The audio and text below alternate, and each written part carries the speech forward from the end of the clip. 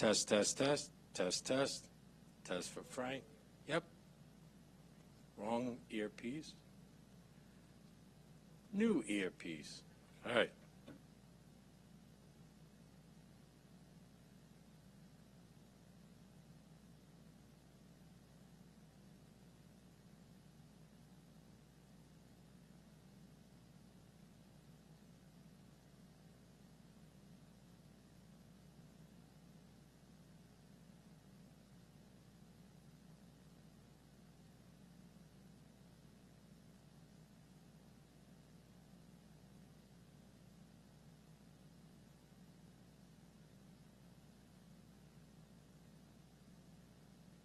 Thanks, Kevin.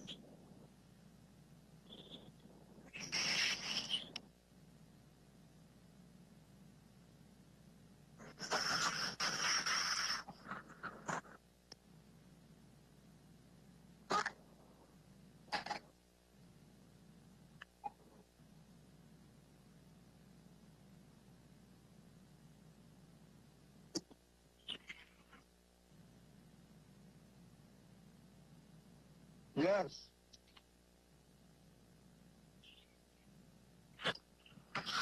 Ye- Yes. Can you hear me?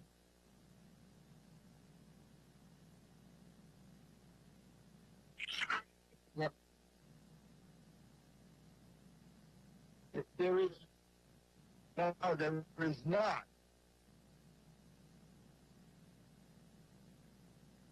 And now I'm unmuted. Okay.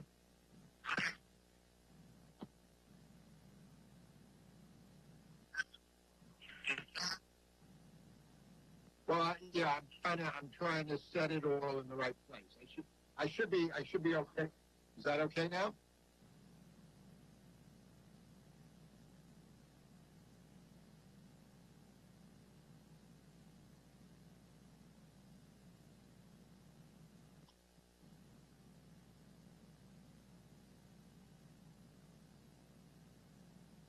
Okay. Okay. Now, can you hear me now? Okay, it's interesting. Okay. Okay, we're good.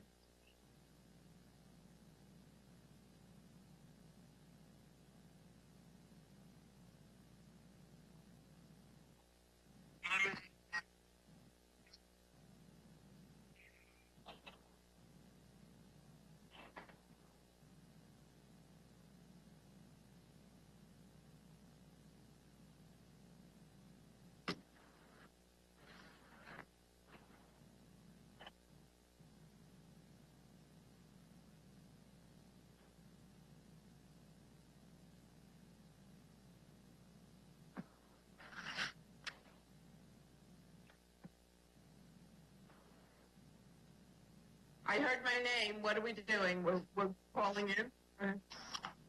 Hi. Hi, Vince.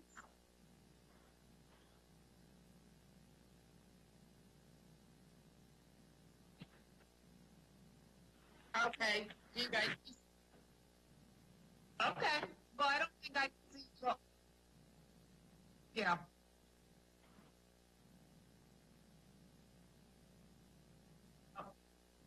Right. I agree. Now that I see everybody yeah. But if you weren't standing in front of the ledge, I would see the ledge perfectly. Yeah. Okay.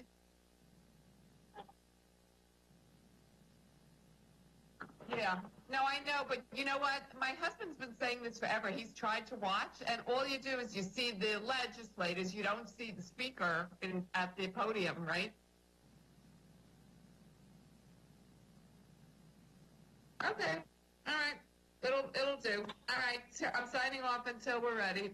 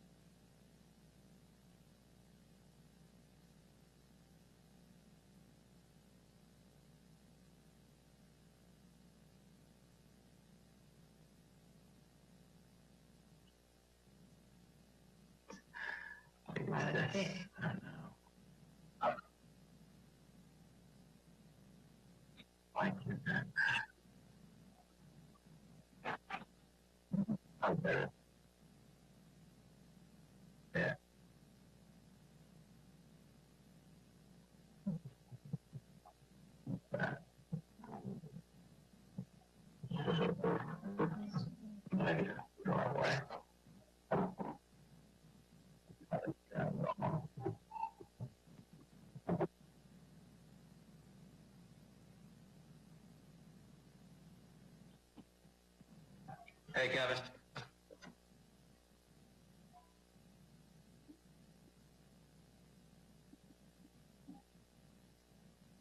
Yeah, I'm trying to get it working right now.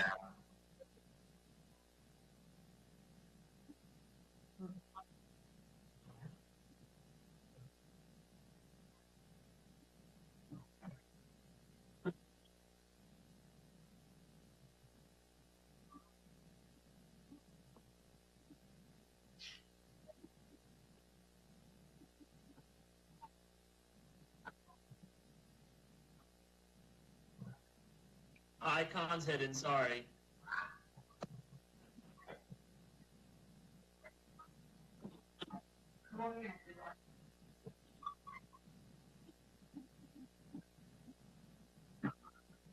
Okay.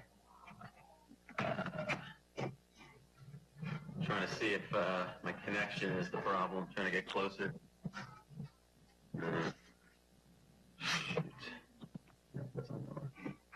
Shoot.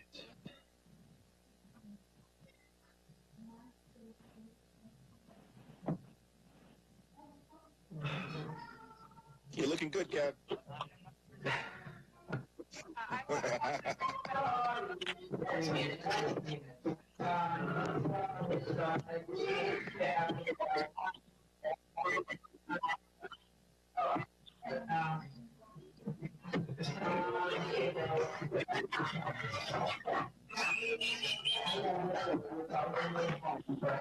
Legislator Kennedy.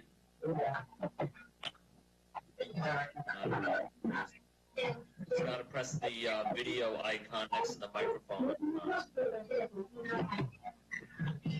It's not working Kevin. So far.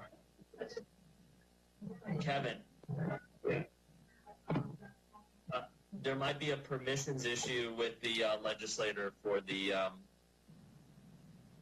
Microsoft Teams. I don't know if it's a permissions issue from his system. I don't know.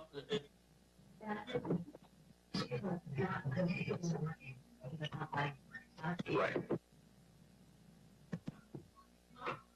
Kevin, can you hear me? So it's just...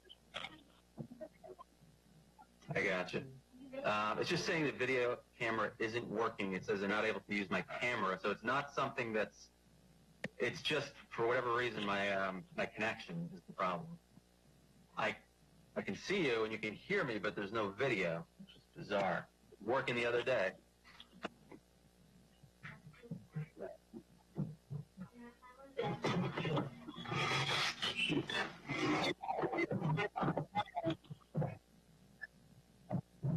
Yes,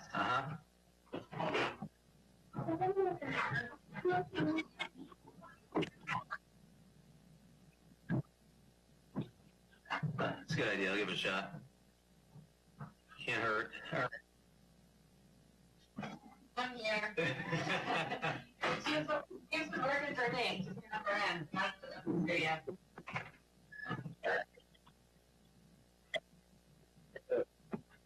I'll close out, see what happens. See you in a minute.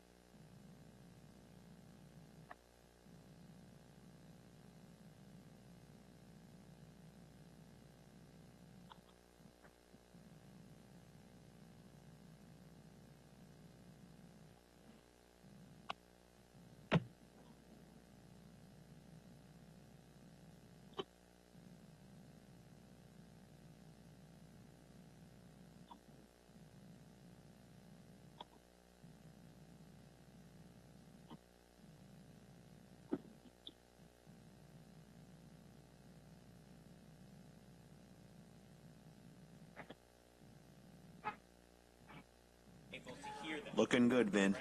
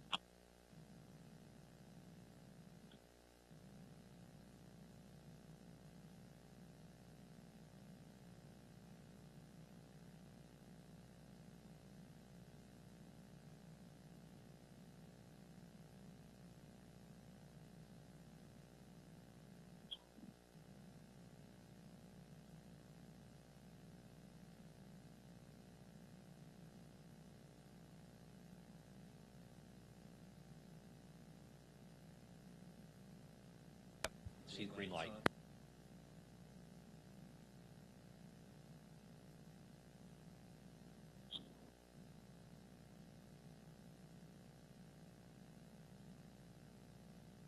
Oh, you'd have to switch seats.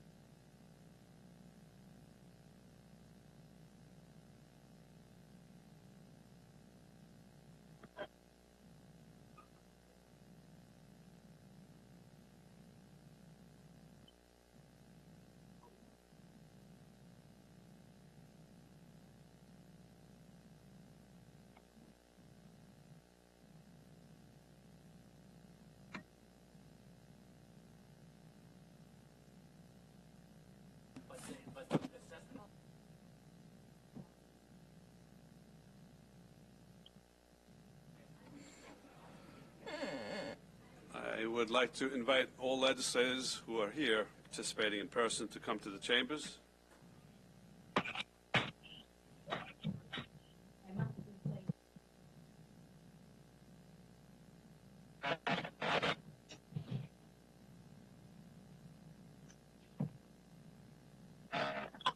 Yeah.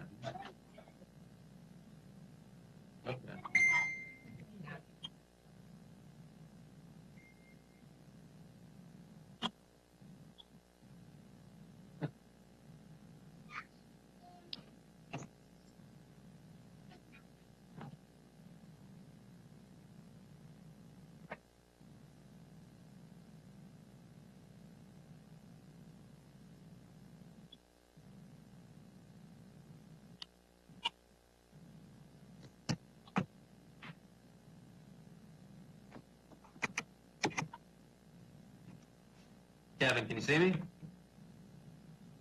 Good. Reinstalled. Yes.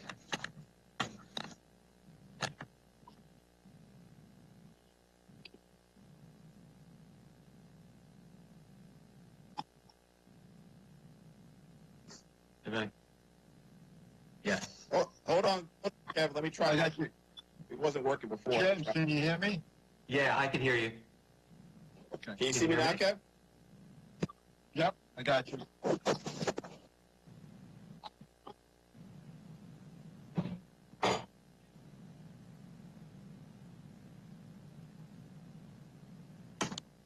Okay.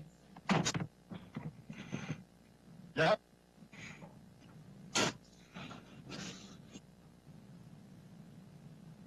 Figure a better way. Looking right at light.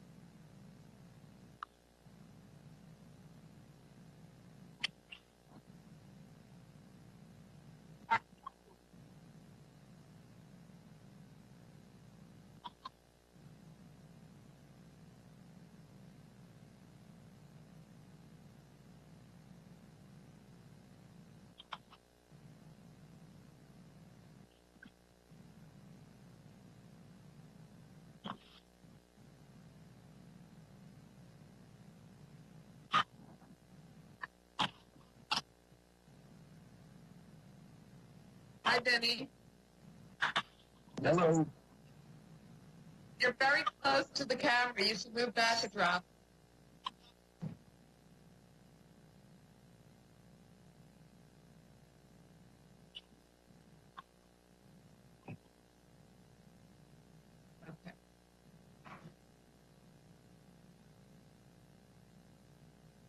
Okay. Now we can see. Now we can see. I unmuted my camera.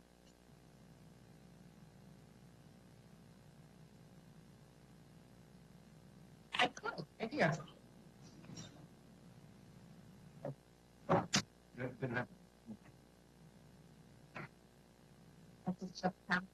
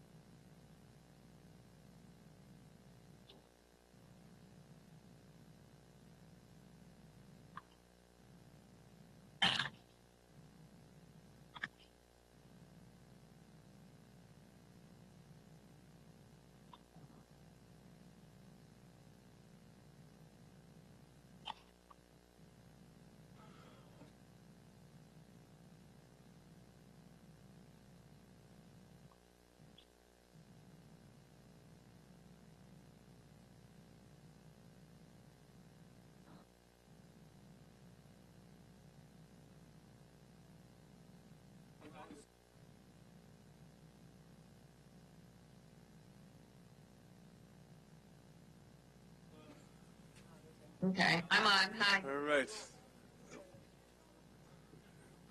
I'd like to call this meeting of the Nassau County Legislature to order and ask that Legislator Bill Gaylor lead us in the Pledge of Allegiance. Please remain standing for a moment of silence.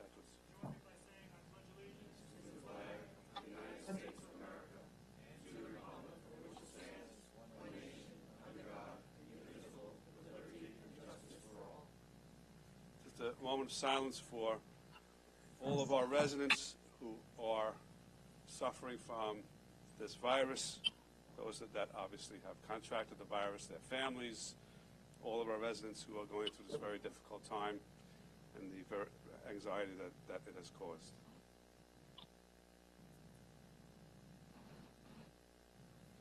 Thank you.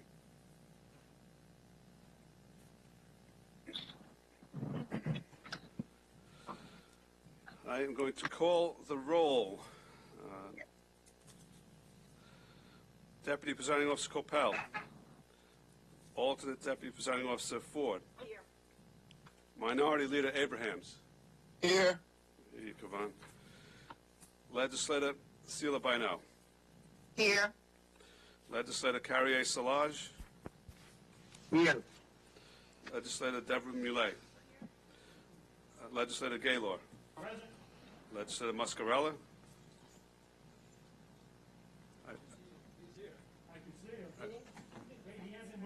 Legislator Muscarella. Here. Okay, I didn't hear you. Sorry. You're chopping. Legislator Birnbaum.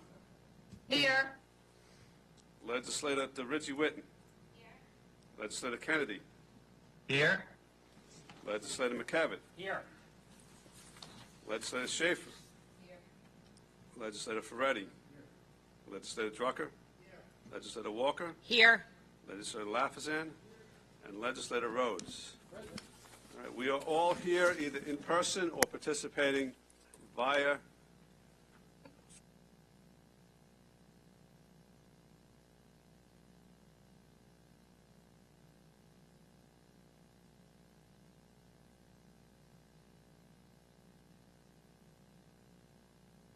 just would like to add to that moment of silence to include an NBC employee, Larry Edgeworth, who had contracted the virus and has tragically passed away.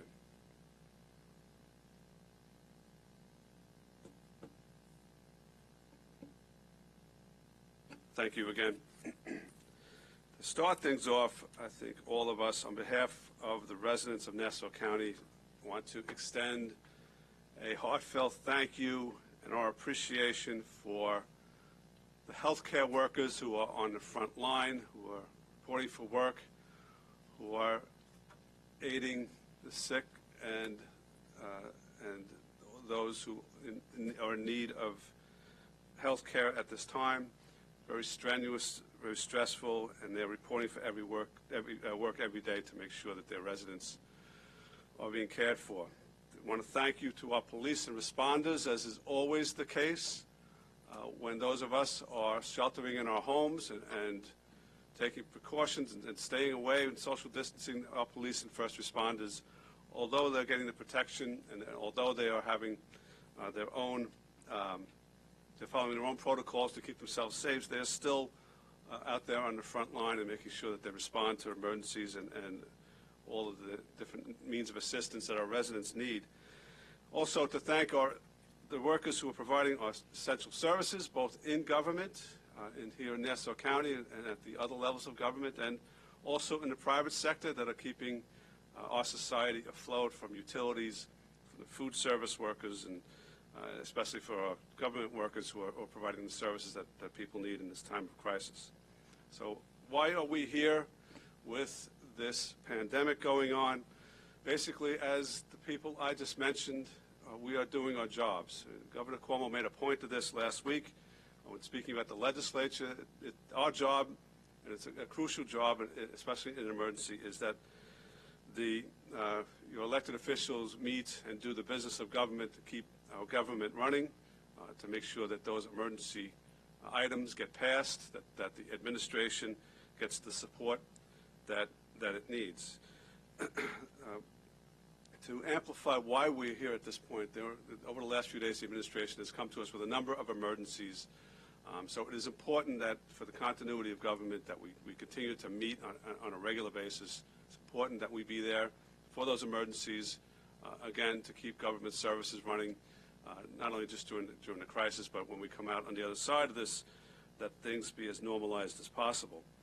The CDC issued a guidelines indicating that for the next 8 weeks there'll be no gatherings of more than 50 people, or there should be no gatherings of more than 50 people. So we will continue to meet on a regular basis to do the business of the county, but we will continue to do so using all the mechanisms that we can through electronic participation, limiting the involvement of the public in this chamber, etc. We have taken a number of precautions today. There are several legislators who are participating remotely. We have spaced ourselves out as much as possible. This chamber has been cleaned and re-cleaned and cleaned as early as this morning to make sure that it is as safe as possible. Each of us had our temperature taken as we walked into the chambers. And again, we've limited the number of staff who are here and the number of members of the administration. The public, unfortunately, is not joining us for the first time in the history of this legislature, at least present. The public can and hopefully are watching via our streaming. We've developed a mechanism for the public to participate in terms of comments by submitting emails to the legislature. We've received a number of them, and they will be read in just a few moments. Before I proceed, does anyone want to add anything? Okay. We do have public comment. Two or three of the slips relate to an item which we're going to hold until later, but there are one or two that may be of a more generic nature. So do we have someone that can read those two emails? There's one by the ACLU, and there's one by Mr. Margolis. He submitted two. One relates directly to the phasing legislation, which we'll consider. We'll hear that later, but he also considered one as the procedure. Okay, we have Chris Boyle will read them. Okay, Chris Boyle with the majority. This comment was submitted on March 23rd from the Nassau County and New York Civil Liberties Union. To the Nassau County Legislature, I am submitting these comments to the legislature to be entered into the record for the legislative session taking place on March 23rd, 2020. As the director of the Nassau County, New York Civil Liberties Union and a member of the Nassau County Jail Advocates, I was hoping to write generally about the issues and needs at the Nassau County Correctional Facility and establish a working relationship with the new sheriff. Under the circumstances, these comments will also include the topic of COVID-19 and the lives at risk currently inside the jail. As advocates for incarcerated people, we were encouraged to see some positive media exposure when Mr. Zarenda indicates that he is open to working with the advocacy community. We look forward to reaching out to arrange introductory meetings. Under the immediate situation, we encourage Sheriff Zarenda to make a public statement as quickly as possible outlining a plan for keeping people safe and lowering anxiety inside the facility. As is clear, the level of anxiety for incarcerated people, their families, and of course corrections officers is known to be very high, and information, expertise, solid policy, and comprehensive planning will help to alleviate that anxiety. It is vital that the sheriff and the county leaders, including the Public Safety Committee of the legislature, show leadership and provide public information as quickly as possible. The Nassau County Jail Advocates and New York Civil Liberties Union are concerned for all people at the facility, and particularly those most vulnerable, including people over 50, women who are pregnant, people with substance abuse issues, and mental health issues. We would like to recommend that in addition to creating a plan to reduce the population inside the jail by considering release of vulnerable people to their families, the availability of mental health support be accelerated, access to testing be prioritized to the extent possible, phone calls, stamps, and writing materials be made accessible at no cost, and video visits be offered. We hope that the temperature checks are being conducted on a regular basis, and information and education on the disease is being made available to incarcerated people. We would also request that careful record keeping be put in place to be able to report out to the public exactly how many people are being separated or isolated and for how long, how many people have been exposed, what are the hygiene and sanitation protocols for the facility, and what is the time lapse between a request for a medical visit and the actual visit. We would also request that communication with families be attended to, as anxiety is very high amongst families and they are doing time on the outside. We hope that the sheriff brings a new reform lens to his work at the Nassau County Jail, as we have heard he brought to the Nevada prison system. We'd like to call the following issues to his attention. There is an ongoing problem at the jail concerning the grievance process. Currently, advocates receive many reports of incarcerated people being threatened if they put in a grievance or ask for a grievance form. Incarcerated people have to ask for a grievance form from COs, which creates a very obvious power dynamic. One option for grievances, which is the first option available, is conducted internally entirely by correctional staff. This is an obvious conflict of interest. There is no centralized location to determine the extent, number, or categories of grievances. Incarcerated people have an option to snail mail grievances to the Oversight Board, known as the Board of Visitors. They can send a grievance to the SCOC only after the internal process, which is already problematic, has been exhausted. They can call the district attorney's anti-corruption hotline, which relies on legal thresholds. They can call advocates. Many of them exhaust all these options, and there is no mechanism to determine and compile data and outcomes. There is no appropriate protocol or policy regarding the housing of transgender individuals. When asked, the prior sheriff stated that the policy is based on anatomy. That is not an appropriate policy. There is no public reporting on the number of people requiring substance abuse treatment or medication and treatment for mental illness. There is no routine training of COs concerning de-escalation or training on special needs of people with mental illness. There is no public reporting on the number of people kept in keep lock or the number of hours on average they are kept in keep lock. There are virtually no reentry programs with the requisite pre-planning to provide an opportunity for success when people leave the jail. People are being interviewed by ICE agents with no information about their rights to refuse. Language access information is not available.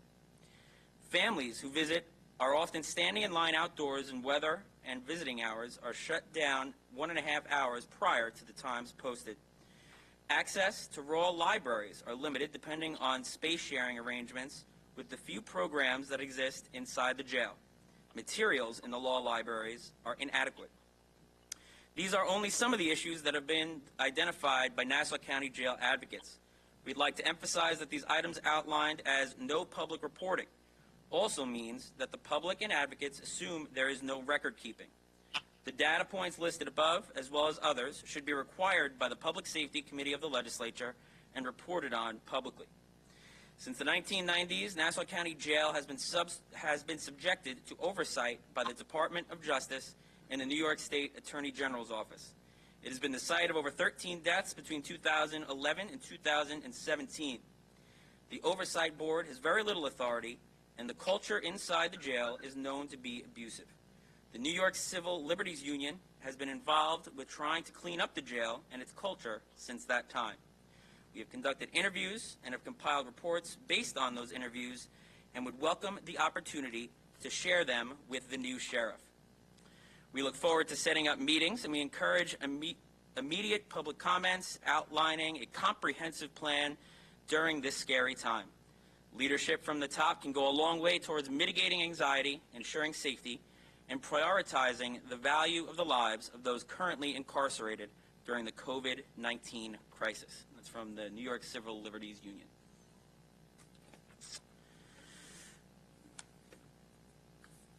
There was two from Mr. Margulis. One had to do a procedure. It's shorter than the second one.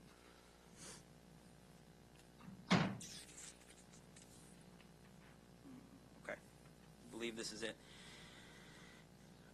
This is in regards to the legislative meeting today, March 21st, 2020, from Michael Margolis, 97 Northern Parkway, West Plainview, New York, 11803.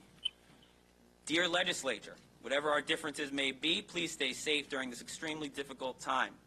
With that being said, I am aware that the governor has issued an executive order for the legislature to operate and hold a meeting without the public, which supersedes the open meeting law. It should be noted that based on the current coronavirus threat to all of us and the need for our legislature, the local government, to operate without everybody potentially becoming sick, the governor's actions make total sense. However, with that stated, the governor did what he did to ensure local government could operate safely to handle emergency issues during this time, not for the legislature to prevent and slip in a proposed local law that are not an emergency at the given time without the public being able to present and ask questions, provide rebuttal to responses, etc. As the majority of people in Nassau County are self-quarantined to their homes based on the state of emergency and wouldn't even think that there is a meeting occurring. For example, on the agenda today, proposed local law clerk item 7920 is something that should be addressed, as it specifically mentions a need to extend a deadline due to the effects of the coronavirus. However, proposed local law clerk item 2120 amendment is something that should not be voted on today, given the fact that this proposed local law has nothing to do with an immediate need, coronavirus, or is detrimental to the life and safety of all of Nassau County. That should trump every resident's rights.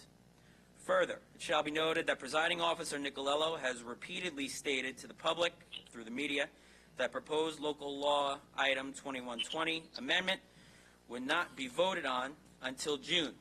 Therefore, any vote at this time would clearly be a political move to slip in a law during a time of political game.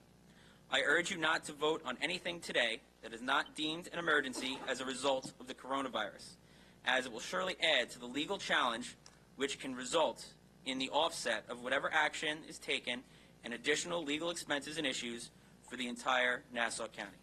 Thank you. Okay, thank you, Chris.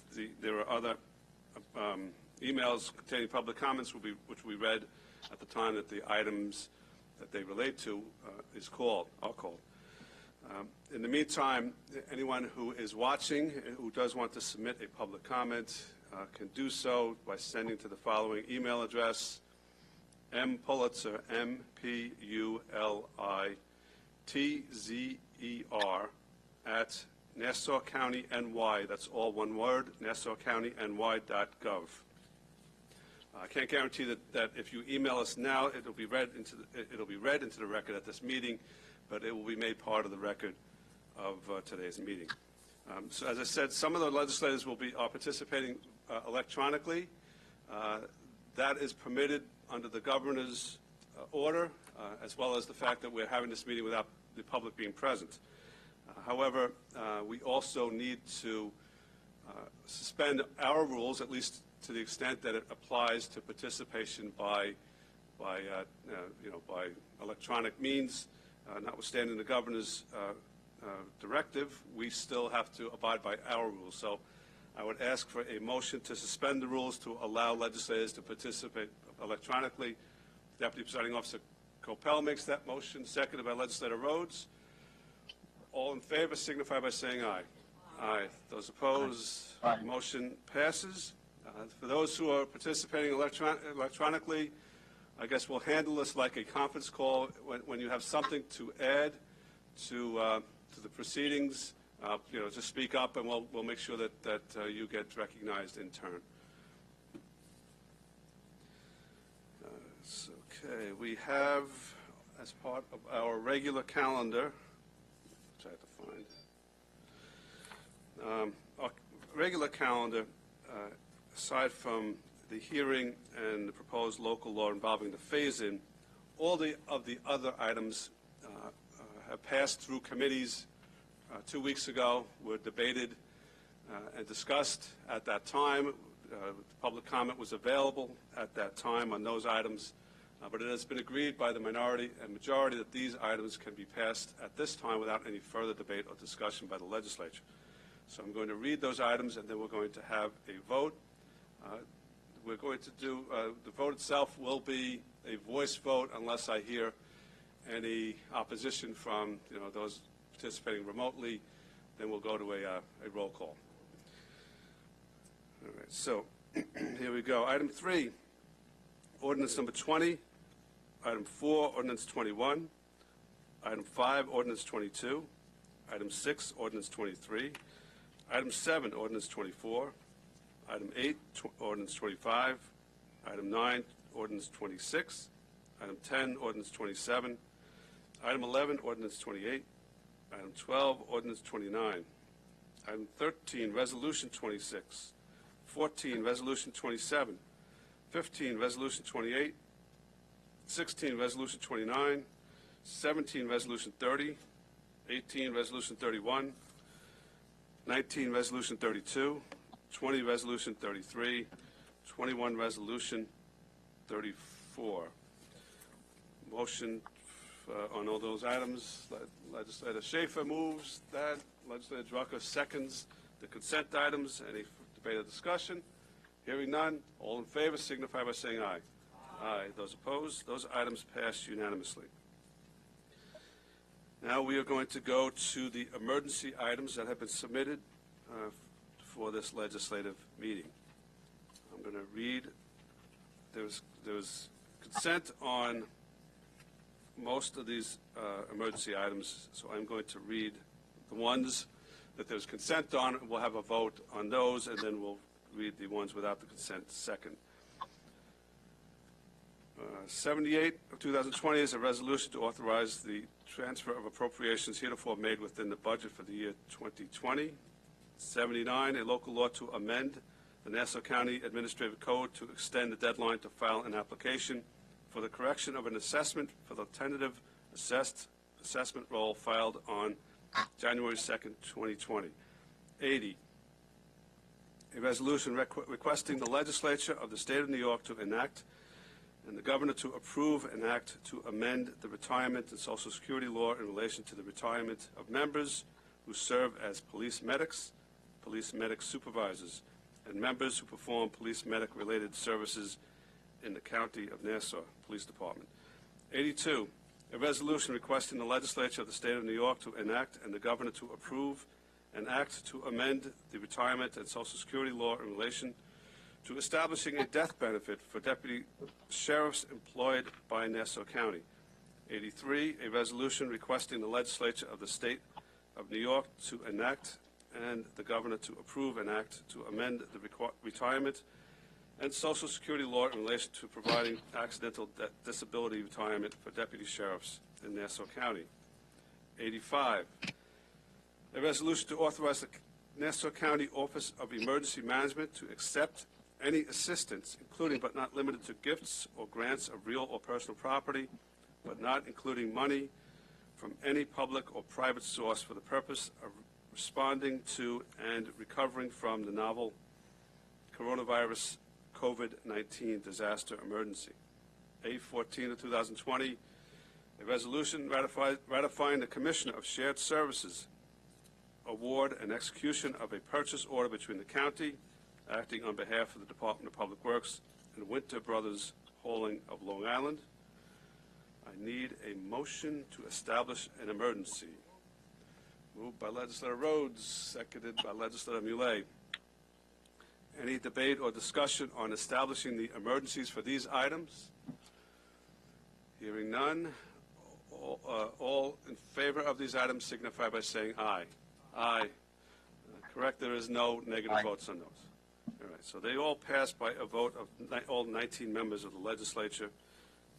What I'm going to do is, before we go to considering those items, just calling the emergency on the other two that will not receive unanimous consent.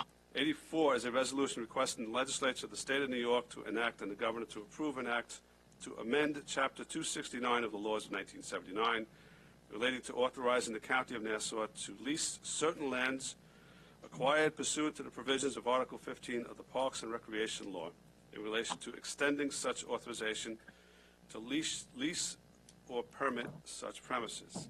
81 of 2020 is a resolution authorizing the county executive to execute a grant agreement between the county, acting on behalf of the Department of Parks, and the museums at Mitchell doing business at the Cradle of Aviation. That's 84 and 81 of 2020.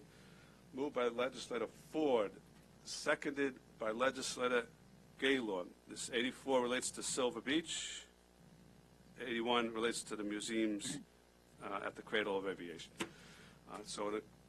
We have a motion on an emergency. All in favor signify by saying aye. Aye. Those opposed? Okay. All right. So why don't we're going to do a roll call to establish the votes on these, obviously, because I can't see, I can't determine who's voting actually no on these. All right, so to streamline things, all members of the minority have voted no for these emergencies. All members of the majority have voted yes. So the vote is 11 to 8. We need 13 votes, so those emergencies fail. So now we go to the items on the emergency calendar where we did establish emergencies. With the consent of the minority, I'm not going to reread these items. I'm simply going to call the item numbers. Clerk, item number 78, 79, 80, 82, 83, 85, and A14. Moved by Legislator Ferretti, seconded by Legislator Lafazan. Okay, these items are before us. Several of the items relate to home rule messages. We have two, specifically with respect to the New York Nassau County Deputy Sheriffs, one of which relates to a deficiency in retirement death benefits, according to the deputy sheriffs. Another relates to accidental disability retirement benefits afforded to deputy sheriffs. These are home rule messages that require legislation by the state to be signed by the governor of the state of New York. There is another home rule message relating to the police medics, relating to a change in the nomenclature, the way that they're referred to, so that county, so that the law is consistent and there's no issue when these police medics have to deal with the various administrations of the state of New York. Let's see, there was a budget transfer that we approved last week, which we are simply ratifying for emergency services. There is an emergency to allow the county to accept a gift or gifts of personal property. Under the circumstances, this relates to when individuals want to give gifts of supplies, masks, gowns, and that type of thing to the county in this emergency situation. And lastly, there was an emergency having to do with the hauling of trash or debris from county facilities. Again, that goes to an emergency situation. Included within this group is a extension of the grievance deadline from April 2nd to April 30th. This will give people additional time to file their challenges to their assessment. As we've said before, our residents are suffering through an incredible crisis situation. Some of our residents have been diagnosed with coronavirus. Some are hospitalized. Others are quarantining at home. Families affected. Others have been potentially exposed and are self-isolating. Our healthcare workers are going through an incredible stressful time with incredible courage. Same with our first responders. And the general population is going through incredible anxiety, concerned about their health, their future, their jobs, the stock market, et cetera. So now, as with other levels of government, it's important to give people additional time to do things to protect their rights. Most importantly, the federal government has extended the time to file your income taxes from April 15th to June 15th. So we're, July. July 15th.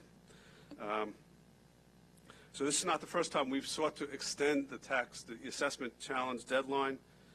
Last year we did it after the reassessment rollout. We did it after Sandy. So it is the right thing to do. We have residents, again, who are troubled and who are not concentrating on whether to file a challenge their assessment. We have residents who use firms every year. Those firms are closed because they are not essential services. So those residents, because of that, could lose the opportunity to challenge their assessment. So that's the basis for it. Does anyone want to weigh in on any of these emergencies? All right. Okay. Just Katie Horst from the administration wants to stay. A few minutes.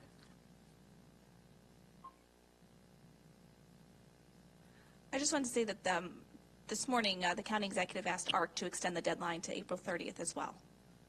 Okay. All right. So that's the right thing to do.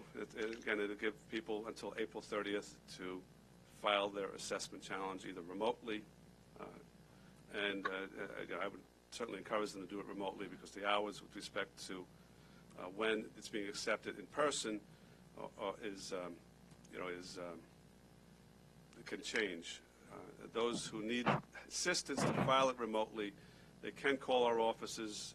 We can try to do everything that we can if they're not familiar with the technology to try to make sure that their rights are protected. Legislator DeRidge Whitten. I just also want to mention, as of this morning's press conference, the particulars involving the drop-off of emergency supplies are going to be worked out. I'm sure once the county executive has a list or there's some protocol, it'll be distributed to all of the legislators, as I really think this is one way we can help each other during this time, as long as we respect the social distancing. And if everyone takes a look and sees what they have, if they have extra of this or other things, it's a good time to try to help our neighbors as well. Okay, we certainly echo that. Any other debate or discussion? Comments from anyone who's remote? All right, hearing none. All in favor of these items signify by saying aye. Aye. Those opposed? They carry unanimously. All right, so we have taken care of the emergencies. We've passed the consent items. The only item left to go is the hearing and vote on the proposed local law with respect to the phase-in. So I'm going to call the hearing at this time. It's item 1. It's a hearing on a proposed local law to amend Title A of Chapter 6 of the Nassau County Administrative Code in relation to New York State Real Property Tax Law, Section 485. Moved by Legislator Ferretti, seconded by Legislator Coppell. So the hearing is now open.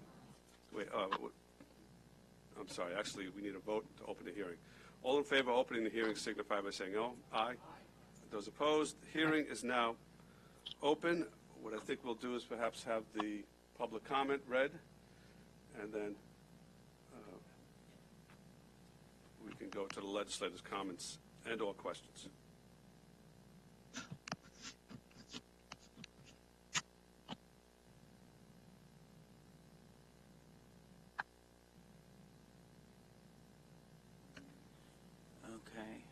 Chris Boyle with the majority. Again, these are the comments submitted to the clerk for the record of this public hearing. This is from Rex Margolis, 97 Northern Parkway, West Plainview, New York, 11803. Argument for public comment on proposed local law, clerk item 2120, amendment. Dear Legislature, my name is Rex Margolis. I am 8 years old. For the first 5 years of my life, I lived at 16 Peter Lane in Plainview. For the last 3 years, I lived at 97 Northern Parkway in West Plainview. I am a second grade student at Stratford Road Elementary School. I love my friends and my home. While this message is for the legislature, I am going to speak to my own legislator, Drucker. Mr. Drucker, I know who you are, and I have been around you several times. I know the pain and stress you have caused my family over the last year and a half. Additionally, all of my friends are aware of what you have done to my family and that we might be forced to leave our home.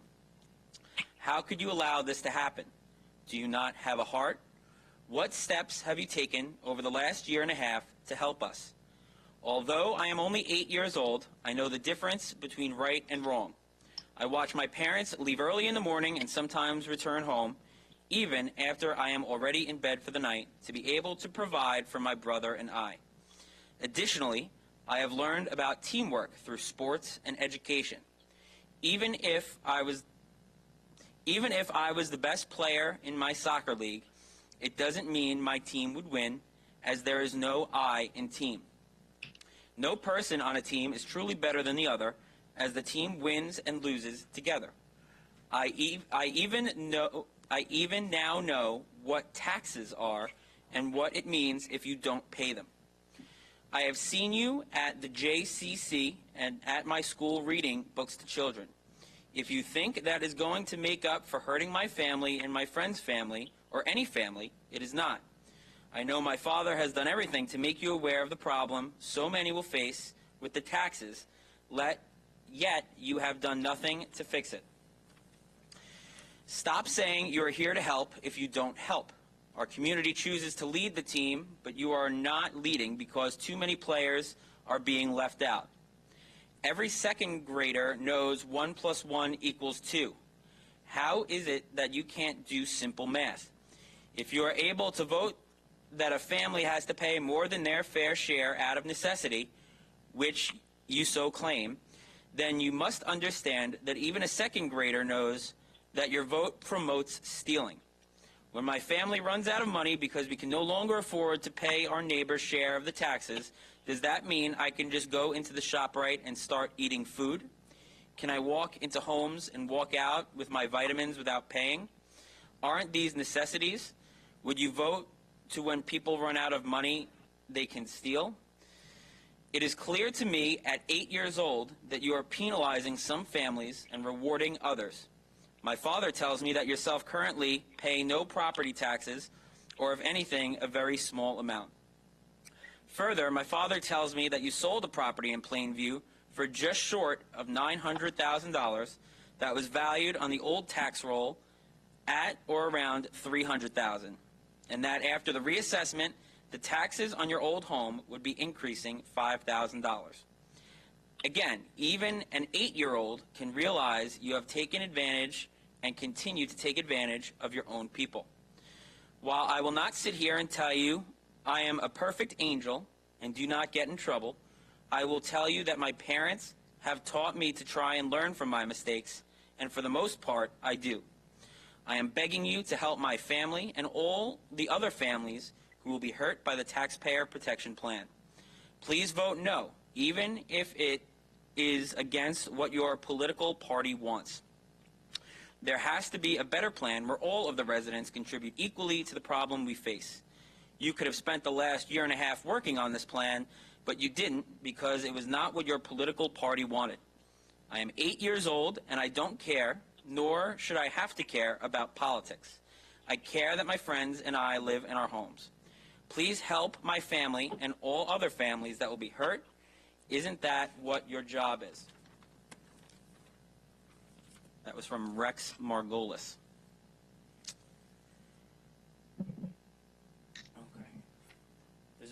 Okay. There's another one from Michael Margolis, 97. Michael Margolis, 97 Northern Parkway, West Plainview, New York, 11803. Dear Legislature, all of you by now know who I am and the problem I and at least 7 other Nassau County homeowners are faced regarding the Taxpayer Protection Plan.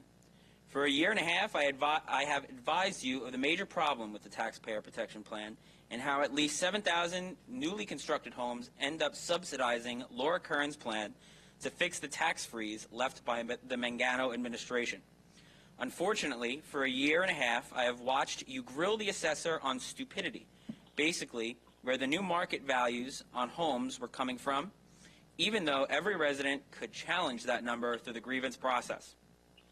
Instead of wasting crucial time on something that meant nothing, you should have been focusing on the issue of the proposed Taxpayer Protection Plan's fairness and implementation to all homeowners. Instead, you chose to not deal with Laura Kern's proposed Taxpayer Protection Plan and the problem you caused to the 7,000 homes with new construction in Nassau County. You ignored my pleas and the pleas of many other homeowners because we are only 7,000 homeowners and not the majority. However, if you actually got the real numbers like you said you were waiting on, then you would realize that these 7,000 homes are paying for the majority of the Taxpayer Protection Plan, or as I call it, the Taxpayer Theft Plan. Presiding Officer Nicolello, you were recently quoted in Newsday as saying that you are now changing the name from the Taxpayer Protection Plan to the Reassessment Phase-In Act of 2020 because you said it wasn't fair to call it a Taxpayer Protection Plan when so many taxpayers would be hurt by the plan. You also stated that you intended to vote for the plan and had enough votes for it to pass. I thought I was dreaming when I read your quote. After 18 months, you think changing the name makes it okay? You can put a piece of feces in a box and stamp air freshener on it. That doesn't mean when you open the box, it isn't going to smell like you know what. Simply changing the name is not protecting homeowners of Nassau County being hurt. How could you vote for something that will hurt anybody in Nassau County? This is not a decision to go to war. You took an oath to protect everybody. If you vote yes to this, then when you run for re-election the next time, tell the truth. Make sure your slogan reads, Nicolello, I vote to hurt you. Moving on, it makes me wonder if any of you have even read this local law and thought about the consequences. Do you realize the language reads exemption? Usually, exemption means you don't have to pay. But in this case, it could mean you have to pay more. You have to pay a lot more than what you are supposed to. Why wasn't that language changed to make it clear to the public?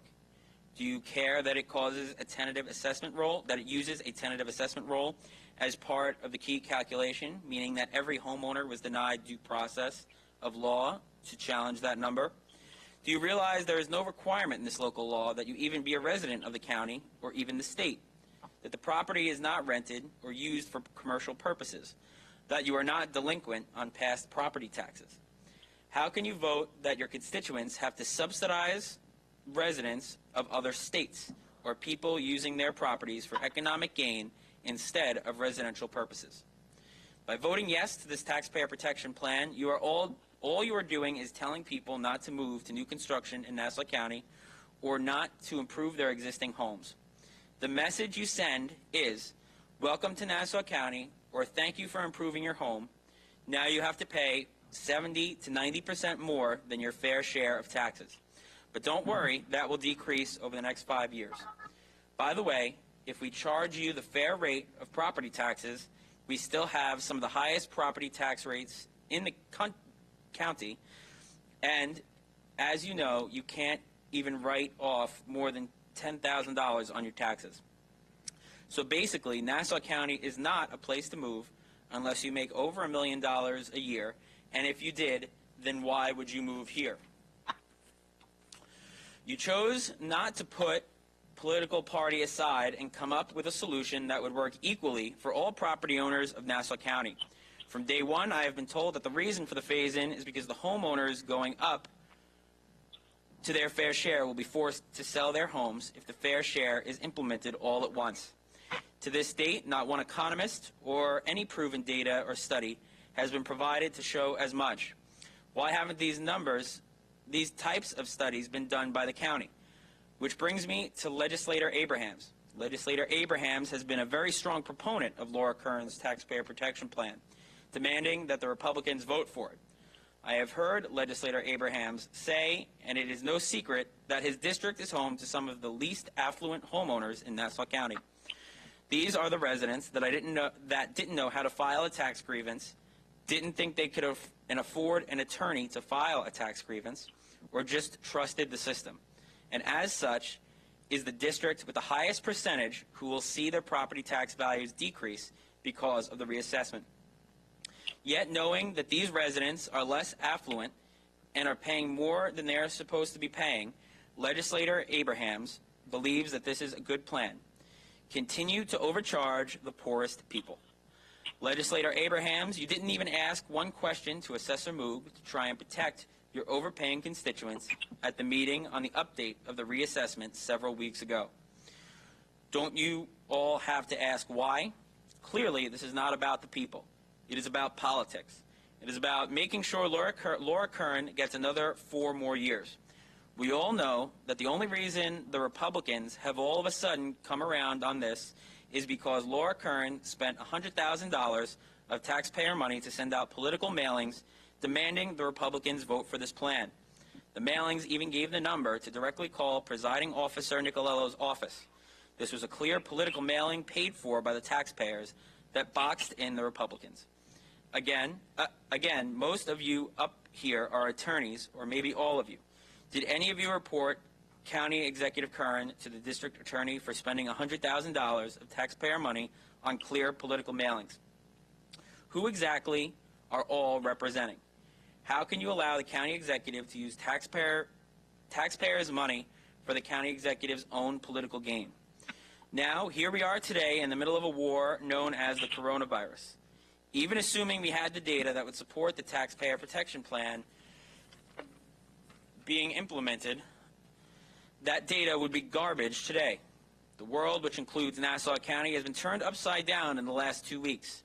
My job has ceased, and my occupation is shut down for at least 90 days, probably more. Unlike all of you, a lot of us will not see any income for months through no fault of our own. Any savings we had for our children's college for a rainy day was likely in the stock market, which has been decimated. The majority of your constituents are middle class, so the federal government will do nothing for us. They do not take into account that a family making $200,000 in Nassau County is not the same as a family in Idaho making $200,000. In a time of crisis, you have all been on social media saying we need to work together as a community and practice social distancing, although you are ready to vote to hurt 7,000 families because the 19 of you, who are all very intelligent people, couldn't come up with a solution to the problem over the last 18 months. What if the 7,000 families you are prepared to hurt ignored the messages of our government and just walked around spreading coronavirus? It would be a major problem, and all of a sudden you would remember we exist also. Supposedly, you all took this job to help, to create fairness, to keep communities working together, not to vote for a plan that the presiding officer openly admits will hurt families of the community. I am prepared to sit down with all of you and create a constitutional plan to protect all homeowners. Hey, Chris, I think your time is up. I think you have gone well beyond the 5 minutes. So, about 3 minutes, actually. That's all I have. Now, I think there was one for Mr. Oros. Okay,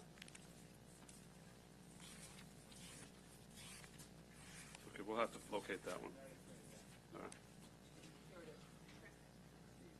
This is a much shorter statement. Okay. This is from Bob Arose, resident of Garden City, former member of the Residential Assessment Reform Team. To Michael C. Pulitzer, Clerk of the Legislature. My question is for the county legislature on how the county is going to address the potential problems to the base portions of the 4 classes of properties that determine tax rates for each district during these troubling times. Residential property taxes are based solely on adjusted assessed values, while commercial properties also include potential income generated from those properties. Now, if these commercial properties lose their income and sales tax decline, then where will the revenues come from to pay for county services? History has taught us that when commercial properties receive reductions, that these reductions are usually passed on as increases to the residential property owners' tax bills. Has this possible scenario been contemplated by anyone in this administration before the legislature votes on sweeping changes to the tax assessment process? The outcome could be devastating to property owners, especially the elderly and those living on fixed incomes, while negatively affecting the residential housing market. How can homeowners be protected from these sweeping changes? Again, Bob Arose, Garden City, former member of the Residential Assessment Reform Team. Is Mr. Moog and or his counsel available at the moment? I thought they were going to be on the call. Oh, there we go. Did you want to respond to that at all? Mr. Miles? I see you. I'll answer briefly. Section 1803 of the real property tax law limits increases in the adjusted base proportion. So if this were to occur wherein the commercial values decrease extensively, the increase to other classes will be limited by 1% for the adjusted base proportions. Okay, so it sounds like there's a circuit breaker of some kind to lessen the impacts to other class when one class drops precipitously. Correct. Correct. Okay. All right. Okay. Yeah. All right. Thank you very much. Thank you. Legislator Ford. So, Mr. Miles, so if, as a result of this coronavirus, if we see a number of small businesses go under and not reopen, the taxes that would have to be made up by the commercial property taxes will have to be absorbed by the other businesses? No. Is that what he said?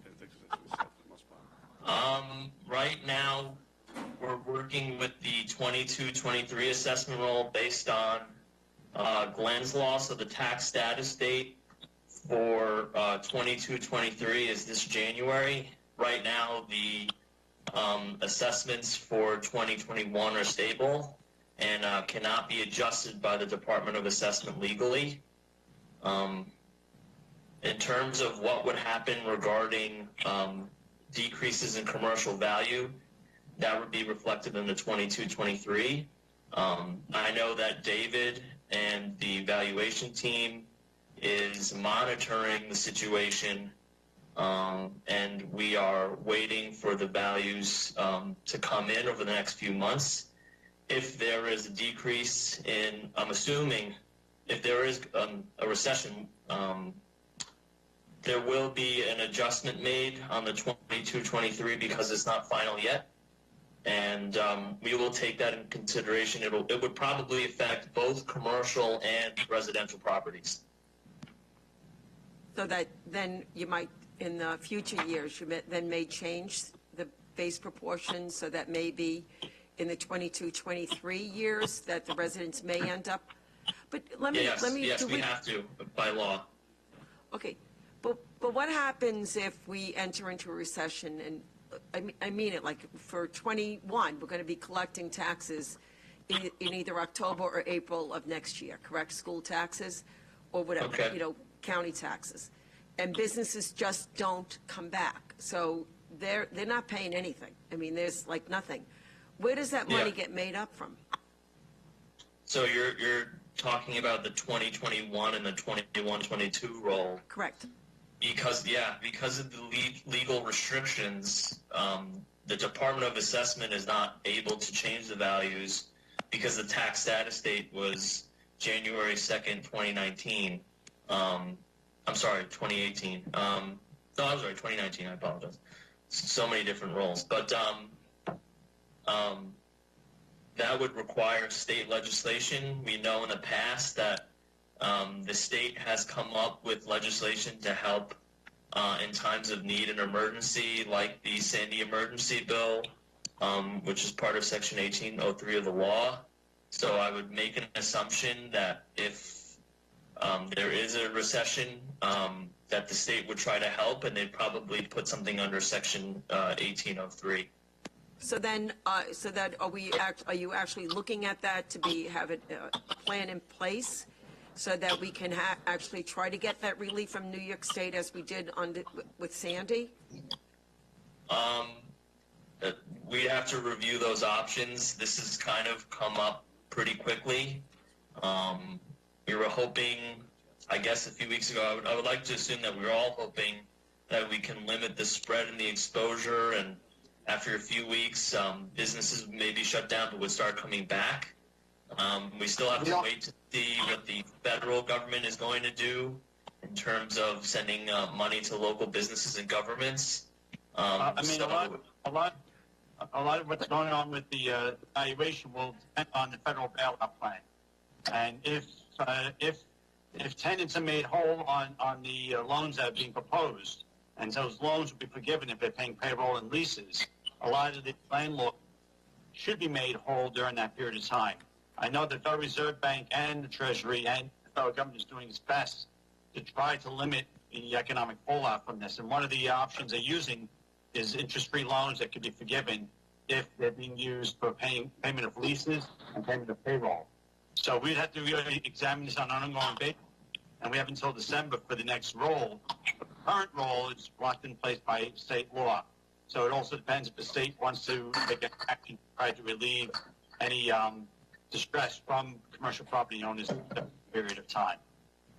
Thank you, Mr. Moog. I just want to just go back when you said, so the loans that you're talking about, the federal government is considering, so that it be interest-free and possibly forgiven. That is not through the Small Business Association? Is that through another agency or another?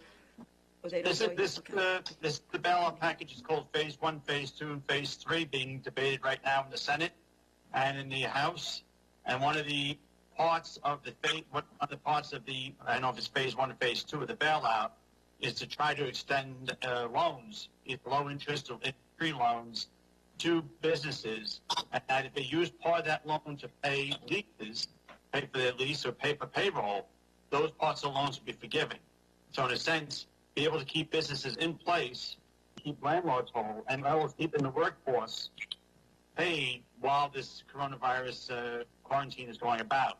And then hopefully once vaccine or some remedy comes about from the coronavirus and business are getting back to normal, business can start quickly rather than, business going out of business because they can't pay leases and landlords going bankrupt because there's no tenants. So this is all being debated right now, and we're trying to see what the package will be from Washington on these. But I'm very hopeful. I'm hopeful. And I'm hopeful that both the Republicans and Democrats can work out their differences and get that type of package to small businesses and to people recently furloughed or laid off because of the coronavirus. It's very important economically to have people feel secure financially so that when this terrible virus is eradicated or cured, we can start resuming, going back to normal, and the economy can still pick back up. And that's one of the goals they're doing. And I've read a lot online, and I've seen a lot of statements made by the Federal Reserve Bank. That's what they really desire to do. Presiding Officer Nicolello, thank you very much, Mr. Moog. Appreciate it. We forgot to announce ourselves on the record.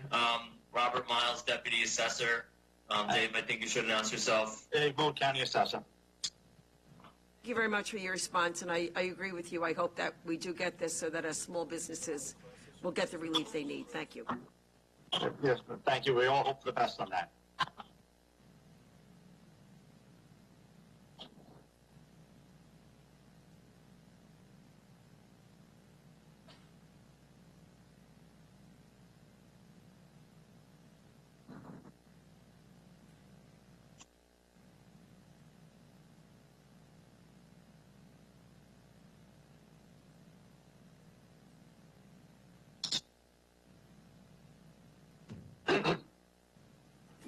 absolutely. Okay. All right.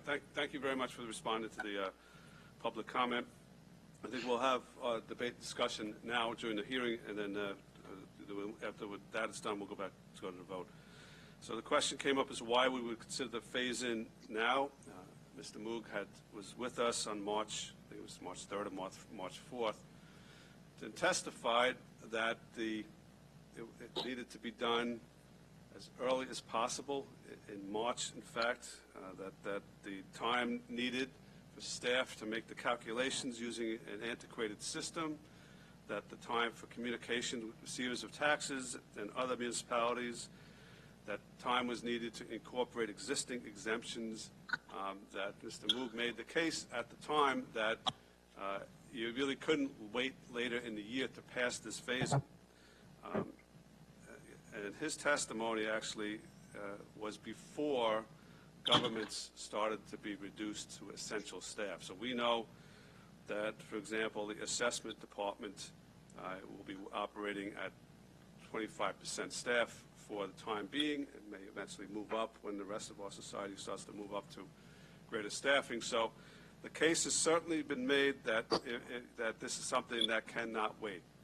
And as I said, the CDC is recommending that there be no gatherings over 50 people for at least 8 weeks. So this is the situation that we have, and based on those facts, I believe it's incumbent upon us to act on this today. Otherwise, to delay further would be to effectively kill it, in my opinion. So, okay, I'm just going to make a statement, then we'll open this up to questions. We all who were out amongst the public last year and this year to discuss this, to host town halls, know that the reassessment was flawed, that there are errors and problems that continue to this day, and that are compounded, I believe, by the use of trending for the current year as opposed to modeling. That these errors and problems are cemented in. I also believe that the phase-in has flaws. And we have spent months looking for solutions, looking for assistance from our state government with respect to those people who are decreasing, with respect to the new construction. But we are left with what the state passed in terms of the phase-in last year. We cannot adjust it. Again, we have supported a bill submitted by Assemblyman Ra. We have advocated and we have urged the state to change this, to recognize the realities of those who are decreasing as well as the new construction, but they have not. So we are left with this. Quite simply, as this reassessment goes into effect, and people will be paying taxes on it beginning in October, there are tens of thousands who would see massive, sizable, whatever word you want to use, increases in their taxes. We simply cannot allow that to happen. That was a deep concern of ours before, with the stability of the real estate market, with hardships to individuals, with the SALT cap, but now even more so. The destabilizing Nassau's communities would, especially after this coronavirus, is something that would affect every resident in this county. We cannot allow these economic disruptions. We cannot allow the damage to our communities, and we cannot allow the damage to our county. Having said that, we, after today, if this passes, we must continue to find a way, to look to a way to assist the people whose assessment and taxes should be decreased. We must continue to find a way for the state, and the state must pass legislation on both these fronts. We can't do it ourselves. We must continue to find a way to assist those with new construction that are bearing the brunt of this. So, in short, in my opinion, reassessment is a bad situation. This bill, this phase-in, makes it a little less bad for our residents. And again, this is a matter of protecting our residents and communities. I'll now open it up to comments. I know Ellen Birnbaum had a question. Why don't we go to you first? Yeah, no, I just want to backstep. I am in favor of the phase-in, and I understand what you just said, Rich, but I wanted to ask the assessor. The annual statements of income and expenses, the ASIE, that are usually due March 31st. I understand that several businesses which are closed are having problems doing this right now. Will that be extended as well, that deadline? We are instructing the assessors in charge of that program to grant extensions on that. So if people have trouble filing, I believe we'll be filing extensions on that. Since the income tax has been extended July 15th, I see no reason why we shouldn't extend it. We'll extend it on a 30-day basis, and we'll probably extend it again from April 30th to May 30th because of the situation, and then reevaluate on May 30th. We'll be extending those deadlines. Yeah, there are options in the law that provides that the assessor can extend the filing deadline. A lot of business owners have already filed. The few remaining who still have time, if they are struggling, the assessor may grant it on a case-by-case basis. We may look for other ways to more extensive. But since the ASIE is usually done in conjunction with people doing the regular taxes, and those deadlines have been extended, I see no reason. Does the request have, do they have to actually put in a request, or is it just being extended? They could do by computer. They put a request by computer and say we request an extension and re-extend. Yeah. And we will not be, during this period of time, I don't see us enforcing any of the fines or penalties for ones that are filing late because of the circumstance. Okay, thank you. All right, we have several legislators who'd like to join in. Legislator Rhodes, then Legislator Drucker, then Legislator Ferretti, and then whoever else. Yeah, I just had a quick question for Deputy Assessor Miles. You had indicated that the reason that you wouldn't see a shift necessarily, or a major shift, was because of 1803 of the RPTL between the commercial and residential side, because it's capped at a 1% increase. Am I correct in your understanding? Yeah, correct, legislator. The concern that I have is that the reason that we're considering this phase-in proposal at all today is because the RPTL was, trying to find the right word, but sort of bypassed by the drop in the level of assessment. And that the phase-in plan as a replacement for the protections that the RPTL would have had in place, the curbs that Presiding Officer Nicolella was talking about, that would have applied to this situation had the level of assessment not been dropped. How does the Department of Assessment or the current administration make a determination as to whether it will follow the RPTL or enact a way to be able to, I guess, skirt around the restrictions of 1803? You're talking about 22-23 roll? You mean for the share of the pie? How much share is allowed to pass by? I had trouble hearing you. I'm sorry. You're saying that this concerns the RPTL concerning the share of the pie for each task class. Am I correct? Correct. All right. Well, we can't skirt that. There's nothing in there that we set the bills out, and the wiggle room is only 1%.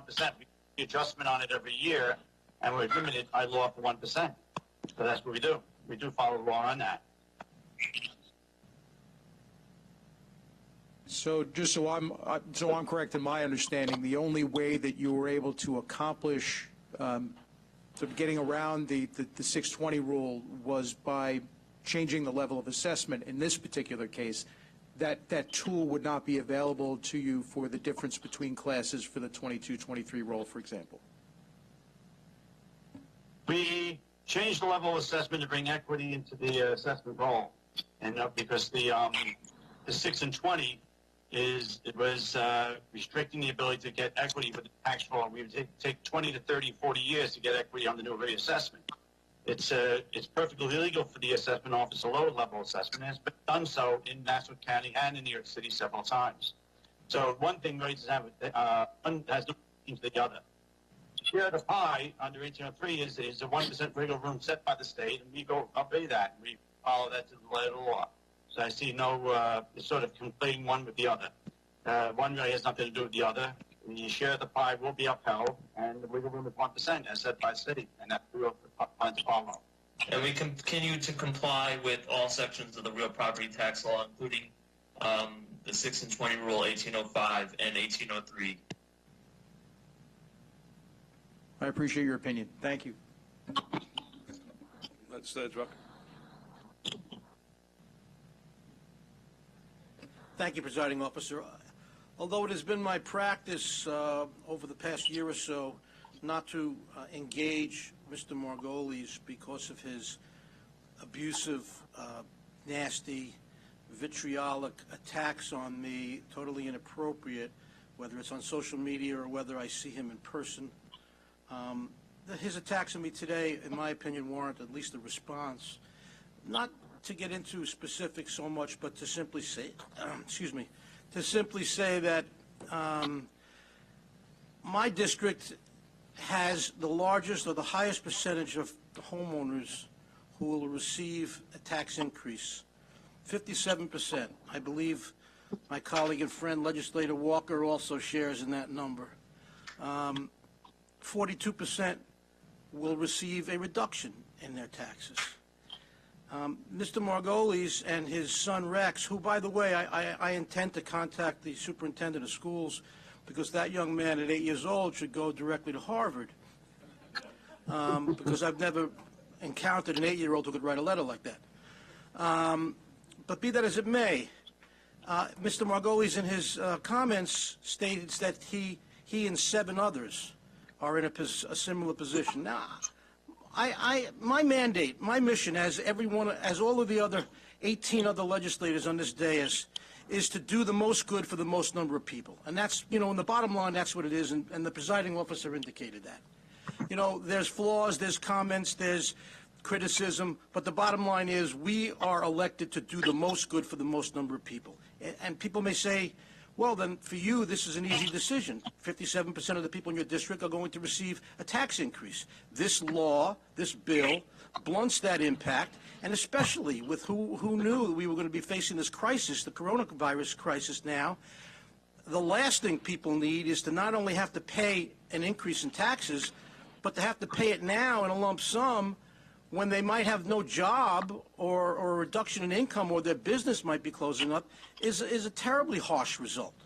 So I have to consider, as all of us do, to do what's best for the most number of people. But that does not mean that I am not cognizant and sympathetic of people who are experiencing unfair or inaccurate assessments because of new construction or substantial physical change to their houses.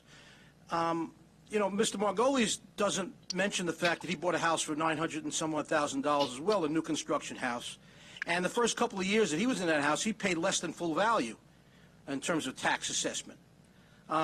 He also doesn't mention the fact that he forgot to grieve his taxes one year. He assumed that Maidenbaum were going to do it for him automatically, so he missed an entire year of grievance, which certainly hurt him. So he was responsible for some of his problems as well. And the one year that he did grieve, he didn't take it to ARC.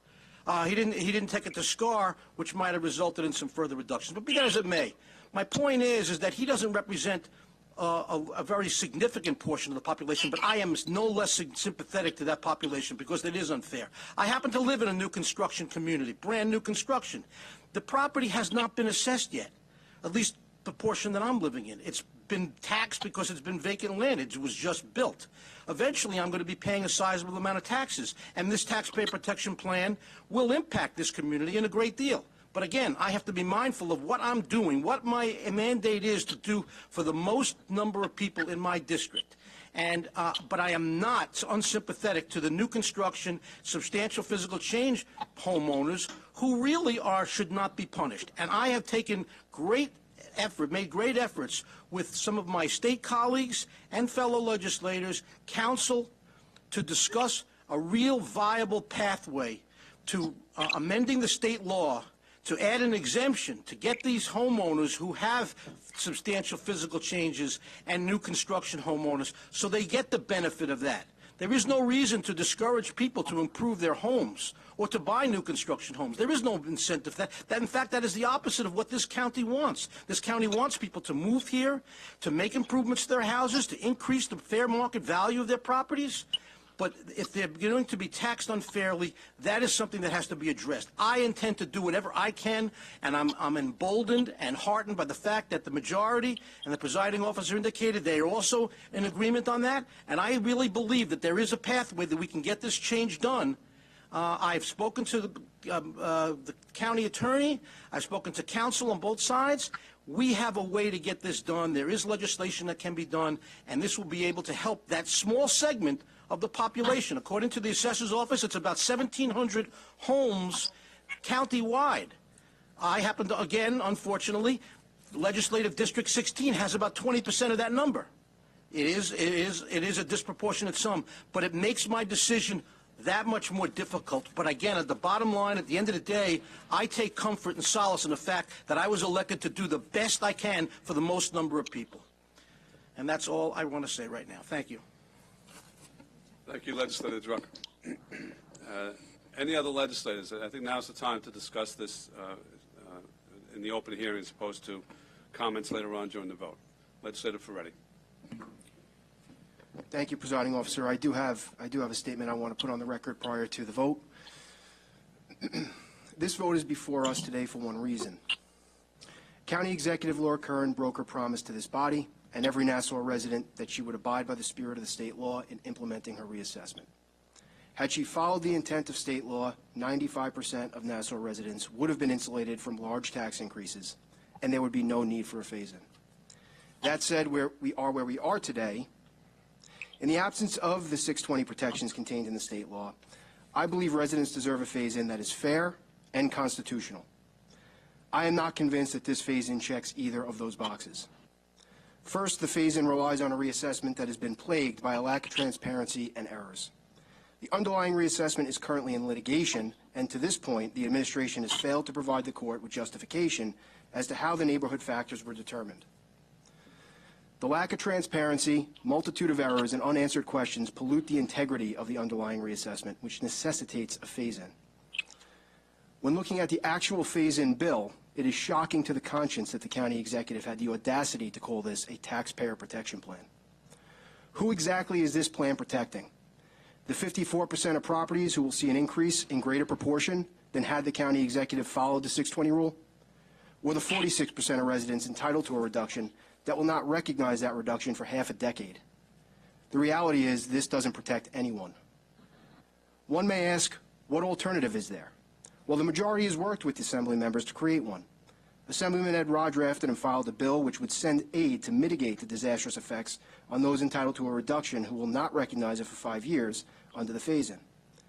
Amazingly, the county executive and the assessor have refused to engage in meaningful discussions with the state to pursue this vital bill. Just as concerning as the effects of this reassessment and the phase-in are the unanswered constitutional concerns. This phase-in uses an exemption base which is calculated by taking the 2019 tentative assessment and subtracting the 1920 final assessment. The problem here is that the 2019 tentative assessment did not change if there was a successful grievance. So this phase-in will often be based on an erroneous exemption. This will lead to similarly situated property owners receiving different exemptions based upon the magnitude of the Department of Assessment's mistakes. This is definitely not fair and possibly unconstitutional. These legal questions have not been addressed by the administration. Instead, the county executive is aware of these questions, and she's rolling the dice that this will hold up. And even if it does, the problems and unfairness are real, and the county executive should work harder with New York State to solve these shortcomings before people pay unfair amounts of taxes. I'm not critical of any of my colleagues on either side of the aisle that choose to support this phase-in. The county executive has put us in a near impossible situation, forcing a vote on a flawed phase-in that makes her bad reassessment somewhat easier to swallow. We are between a rock and a hard place. I want a phase-in, I always have. However, the county executive has not put in sufficient effort to put a proposal forward which is fair to all residents, and she has failed to provide sufficient assurances that the phase-in will hold up to a constitutional challenge. Especially in light of the coronavirus pandemic we are currently facing, all residents deserve a fair phase-in. When one is put before me, I will vote on it. Until then, Presiding Officer, I will be abstaining. Thank you. Thank you. I will make a short statement as well. And if there's anyone else, okay. I believe that this bill is flawed. It is clearly unfair that people who have been overpaying for years should now have to continue to overpay for another few years. On the other hand, if we allow the full phase-in to happen all at once, I believe that there are many people who could literally lose their homes. Some of the increases will be shocking to some of the people. Some are small, but some are huge and cannot be absorbed at one time. Some people, as I say, will not be able to pay their taxes, and especially in this environment now when we're faced with economic devastation, we certainly can't afford to have people absorbing another such shock. So I think we should continue to work to improve it. I believe that the state legislature, it's in their hands. They've got to help out those people who are being hurt over here. But in balancing and deciding on what to do, I will say that people who are due to pay less will pay a little bit less each year and will get their full, they'll get to their full reduction a little bit too slowly. It's not right, it's not fair, but on the other hand, we do have to protect the others, and as I say, that would be a devastating act to impose the full increase all at once. And with that, I'm going to recognize Legislator Millet. Thank you. You know, we've been talking a lot about fairness. So let's start with how things were a number of years ago. We all agree that the previous system was not fair. It was not fair that people who didn't grieve their taxes had to pay more than their fair share of taxes. Everyone agreed with that. I don't think that there's anyone in this room that would disagree with what I'm saying. So a change had to be made, and this change was not going to come without pain. And so now we're here facing, you know, we're facing that pain right now.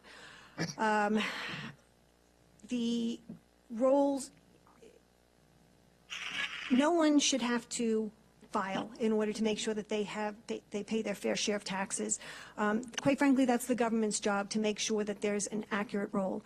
Here's what we do know for sure. The reassessment that was done has been vetted by a number of different organizational standards, by Newsday, we know about that report, and by everyone's reckoning, this reassessment met and exceeded the standards. So it is a very fair roll. That being said, we know that some people are not being assessed fairly, but those are two separate things. You do a complete reassessment, there are still going to be some people who are not taxed fair or not assessed fairly, and that's why people can still grieve.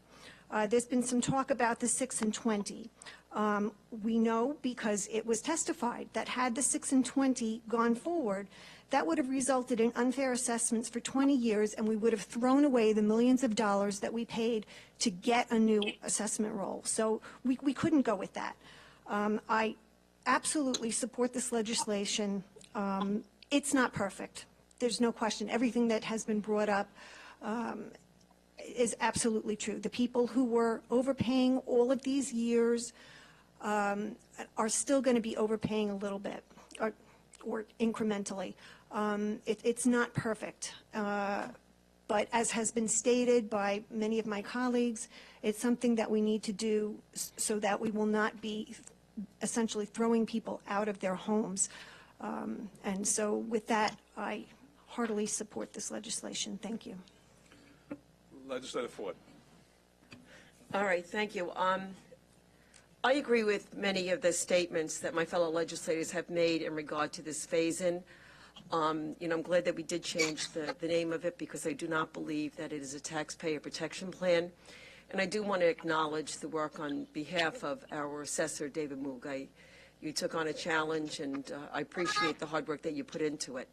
But during all of this, we all 19 of us, did agree that assessment needed to be done. And that was why this side of the aisle joined with that side of the aisle and the county executive to provide the necessary funding for those firms to update the information and to try to make it so that we can get as fair of an assessment for each property, for each resident throughout Nassau County. Unfortunately, behind closed doors, it appeared that the level of assessment was changed. We were not made aware of it. And then all of a sudden, all these other changes happened. We were trying to get information, and unfortunately, we weren't always getting the information in the timely manner that we needed to, so that we could be able to bring it out to our residents so that they have a better understanding of what is happening. And I appreciate Legislator Millay, but we are the government, and it is our responsibility that we listen to what our residents have to say and bring their concerns and their questions to the administrative branch of this government. And it is expected that when we ask questions and we have concerns, that we get answers in a timely fashion. And unfortunately, at times, for whatever reason, those answers have not come. And I think to some of us, we're still basically waiting, why certain systems are still not used. Now more than ever, when we look at the people that we are concerned, those that are going to face undue increases in their taxes. And yes, it is good to be able to allow them to phase in those increases, because many of them, maybe some of their taxes make up $2,000. Some other people are going to find their taxes going up maybe $8,000. It makes it easier for them and more palatable for them to be able to handle those increases. But now when we talk about coronavirus and the impact that it's going to have on many of our residents, those that are going to find themselves difficult, they may have lost their jobs. Many of them, probably could use, the fact that if they have been overpaying their taxes by $4,000 or $5,000, and that they know that if we didn't pass this plan, they would get that money immediately, okay? And that's one less bill that they would have to pay. Then I find that, for us, I think that a vehicle, and I had advocated for this in the past, that we take a look at those that are most needy, the people that found themselves, even prior to this whole situation that we have, that those, especially those that are seniors, that are in Hand Stars, those others that can demonstrate a hardship, that why they need this money right away to be able to stay in their homes and to be able to continue living here.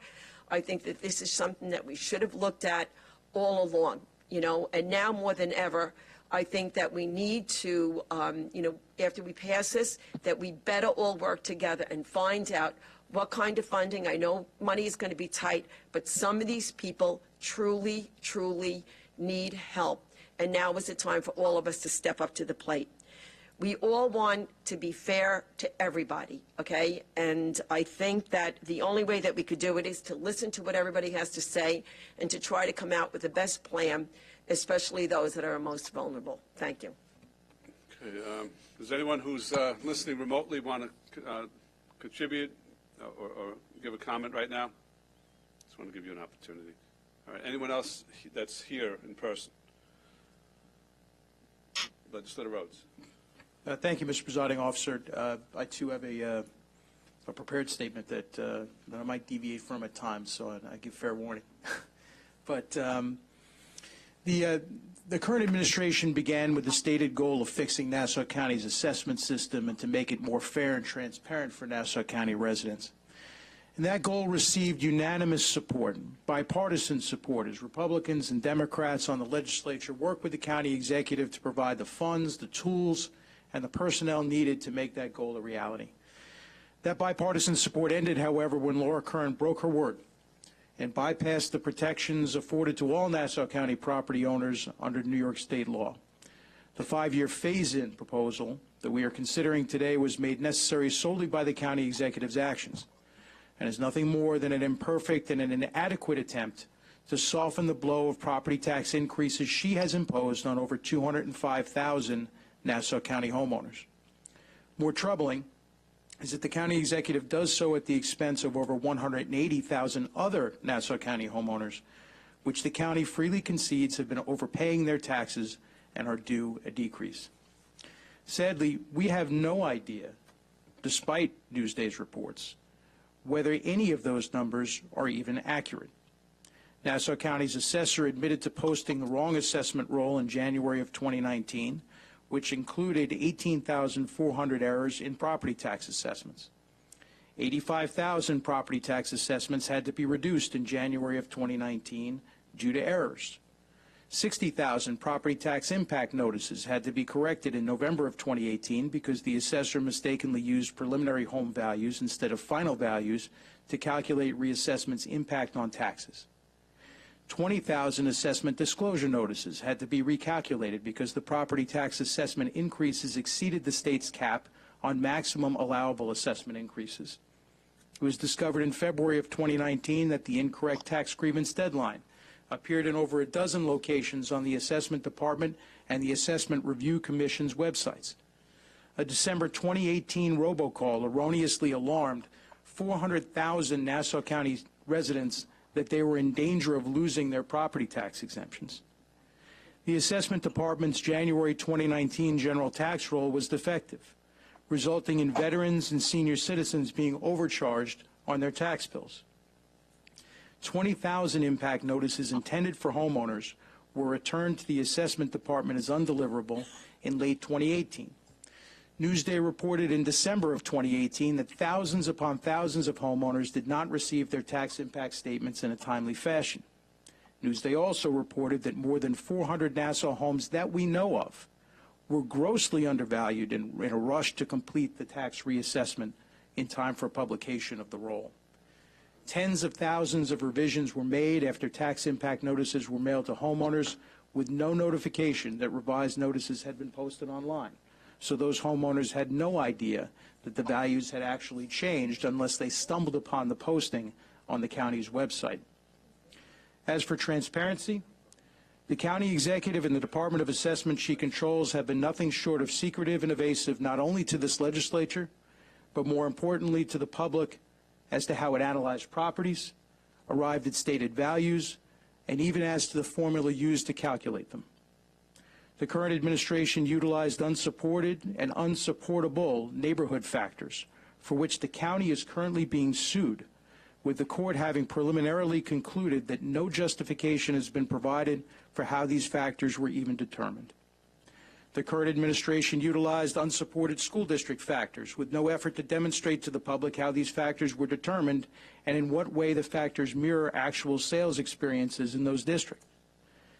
The county assessor flatly refused to abide by his own department's public outreach plan, canceling every one of over 30 public information sessions in the summer of 2019 designed to educate the public as to how the reassessment was conducted. That's 2018. To educate the public as to how the reassessment was to be conducted and how his department would calculate their home values. The current administration denied Freedom of Information law requests, forcing homeowners to sue Nassau County in order to get disclosure of the formula it used in its reassessment.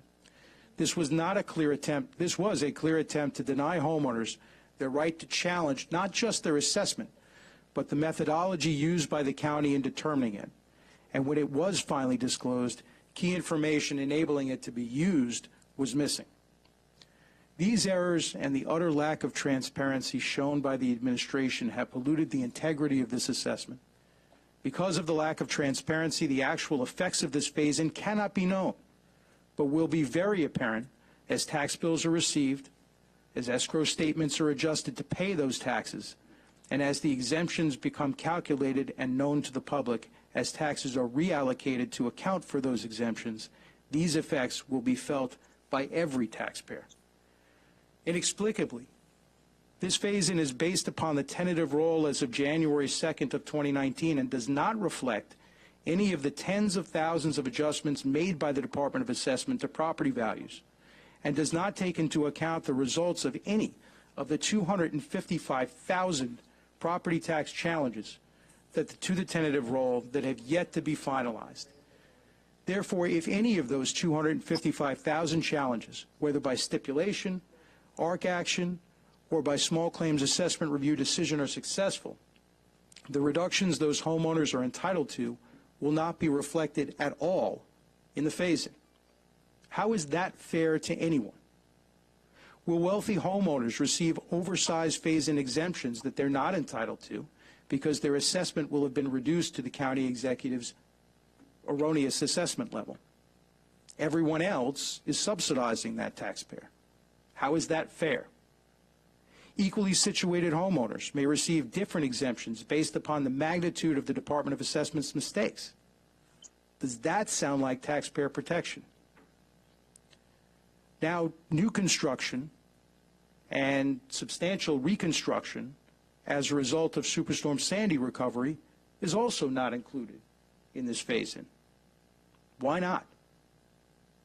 Does this proposal violate, as raised by Legislator Ferretti, does this proposal violate equal protection? Is it legal? Who knows?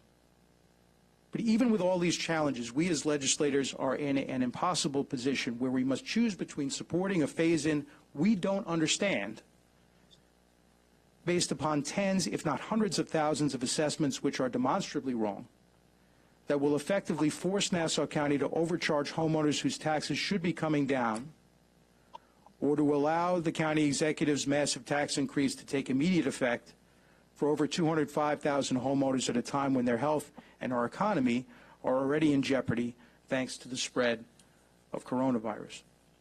What is most unfortunate is that this did not have to be the case. The legislative majority has been criticized by the county executive for delaying her rushed calls for a vote on this matter, and we did so believing that a better deal from Albany was possible for Nassau County taxpayers, and we thought we should take the time to explore it. And since October, I, along with every Republican majority legislator, has been urging the county executive to support Assembly Bill 8585, an alternative phase-in plan introduced by Assemblyman Edward Raw and supported by Nassau County's Republican Assembly delegation, which would provide Nassau County residents with $100 million in tax relief.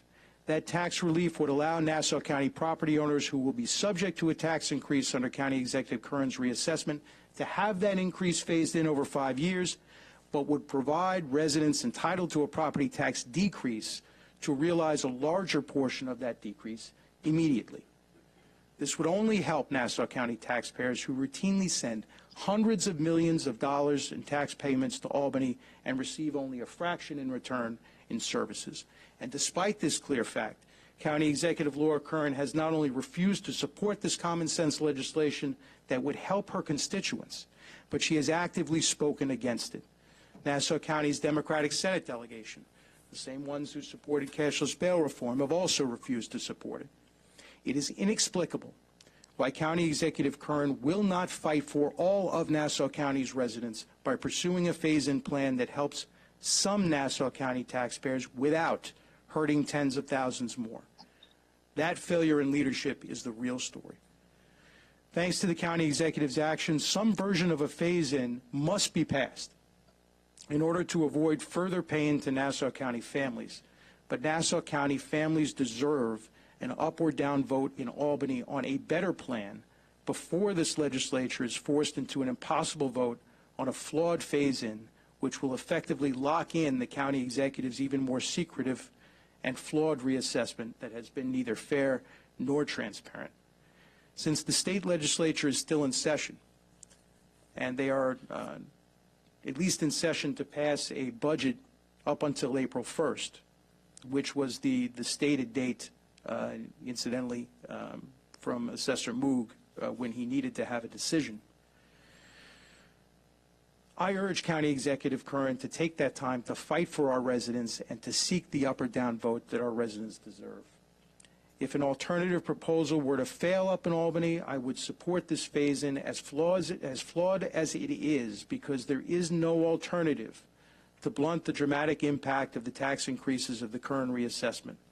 But until it is clear that a demonstrably better deal for Nassau taxpayers is no longer possible, I must respectfully abstain. Thank you, Mr. Presiding Officer. All right, Legislator Schaefer. Okay, I will be relatively quick compared to that. Okay, I'm sorry, it was very informative. Okay, so just generally speaking, I want to say, so this is not a vote that any of us like taking. I think we can all agree with that. But we are your elected leaders, and we must act so that government continues to move forward, especially under the circumstances we're currently in. Votes like this, I've learned, are the reason that most people don't want our jobs. But we're here to do our jobs, and I myself will continue to urge for the passage of that bill in the Assembly in Albany, Bill number 8585, that will help to keep those residents who have been will help to address the issues that the residents who've been overpaying will be facing. I'm disappointed that the administration has not fought for that bill or anything even remotely close to it.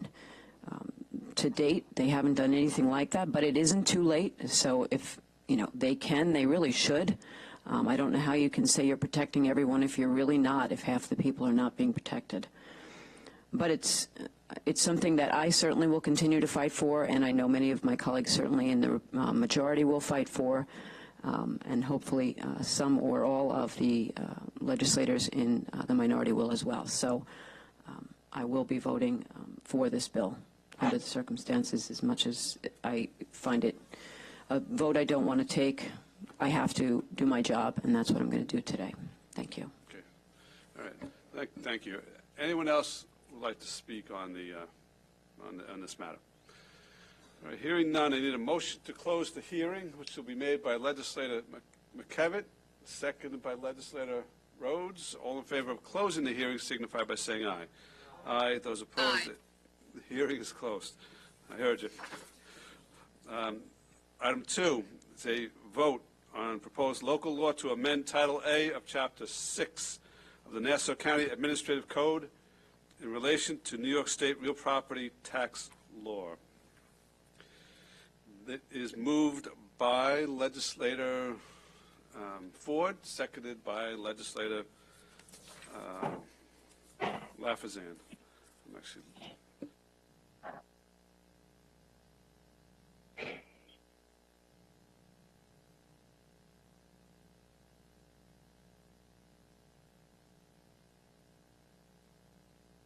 All right. Of course, there's going to be abstentions at a minimum on this. We're going to have to do this via roll call. So those of you listening at home, please be ready to vote. Deputy Presiding Officer Coppell. Yes. Alternate Deputy Presiding Officer Ford. Yes. Minority Leader Abrahams. Yes. Legislator Bino. Yes. Legislator Szilagyi. I'll go back to him. Legislator Muley. Legislator Gaylor. Yes. Legislator Muscarella. Yes. Okay. Legislator Birnbaum. Yes. Legislator DeRidge-Whitten. Yes. Legislator Kennedy. Yes. Legislator McKevitt. Yes. Legislator Schaefer. Yes. Legislator Ferretti. Legislator Drucker. Yes. Legislator Walker. Yes. Legislator Lafazan. Legislator Rhodes. Okay, I vote yes. Legislator Szilagyi. He may have stepped away, but at this point we have a vote of 16 in the affirmative with 2 abstentions. So the legislation passes. We need a motion to close or adjourn the legislative meeting. We have a couple of other public comments which are going to read into the record now, but first let's close the meeting. Moved by Legislator Muley, seconded by Legislator Lafazan. All in favor of closing the hearing signify by saying aye. Aye. Those opposed, the hearing is closed. The meeting is closed. Mr. Boyle. Chris Boyle with the majority, again reading in comments submitted to the clerk of the legislature. This is from Brian Sullivan, president of the Nassau County Correction Officers Benevolent Association. Sir, I would like it read into the record and hopefully stated verbally that currently no Nassau County jail staff, either uniformed correction officers or civilian medical staff, are being screened for symptoms of COVID-19. It is my understanding that new inmates will be swab tested for COVID, but as of today, staff entering the facility are not being either tested or screened prior to entry. I have urged the county to do this with no response. This needs to be addressed immediately to stop the spread of this pandemic into our facility by any and all staff entering our facility. Thank you. And again, that is Brian Sullivan, President of the Nassau County Correction Officers Benevolent Association. Okay, well, I know you have one more to read, but just to respond, we will, and part of the legislature, be following up on that. That those are precautions that should be in place now. I would note for the record that early on we approved the appointment of a new sheriff. Usually he would have been here, but under the circumstances we limited the number of people in the room. But certainly we'll be in touch with him and the administration about getting those precautions in place. This next comment is from Susan Lopatkin, Mayor of the Village of Kensington, writing on behalf of the following villages: Michael Kalnick, Mayor, Village of Kings Point; Dan Levy, Mayor, Village of Saddle Rock; David Miller, Mayor, Village of Russell Gardens; Stephen Weinberg, Mayor, Village of Thomaston. To the Nassau County Legislature, Rep. Presiding Officer Nicolello, I write you to make sure you're aware of a significant overassessment condition in the Great Neck Peninsula.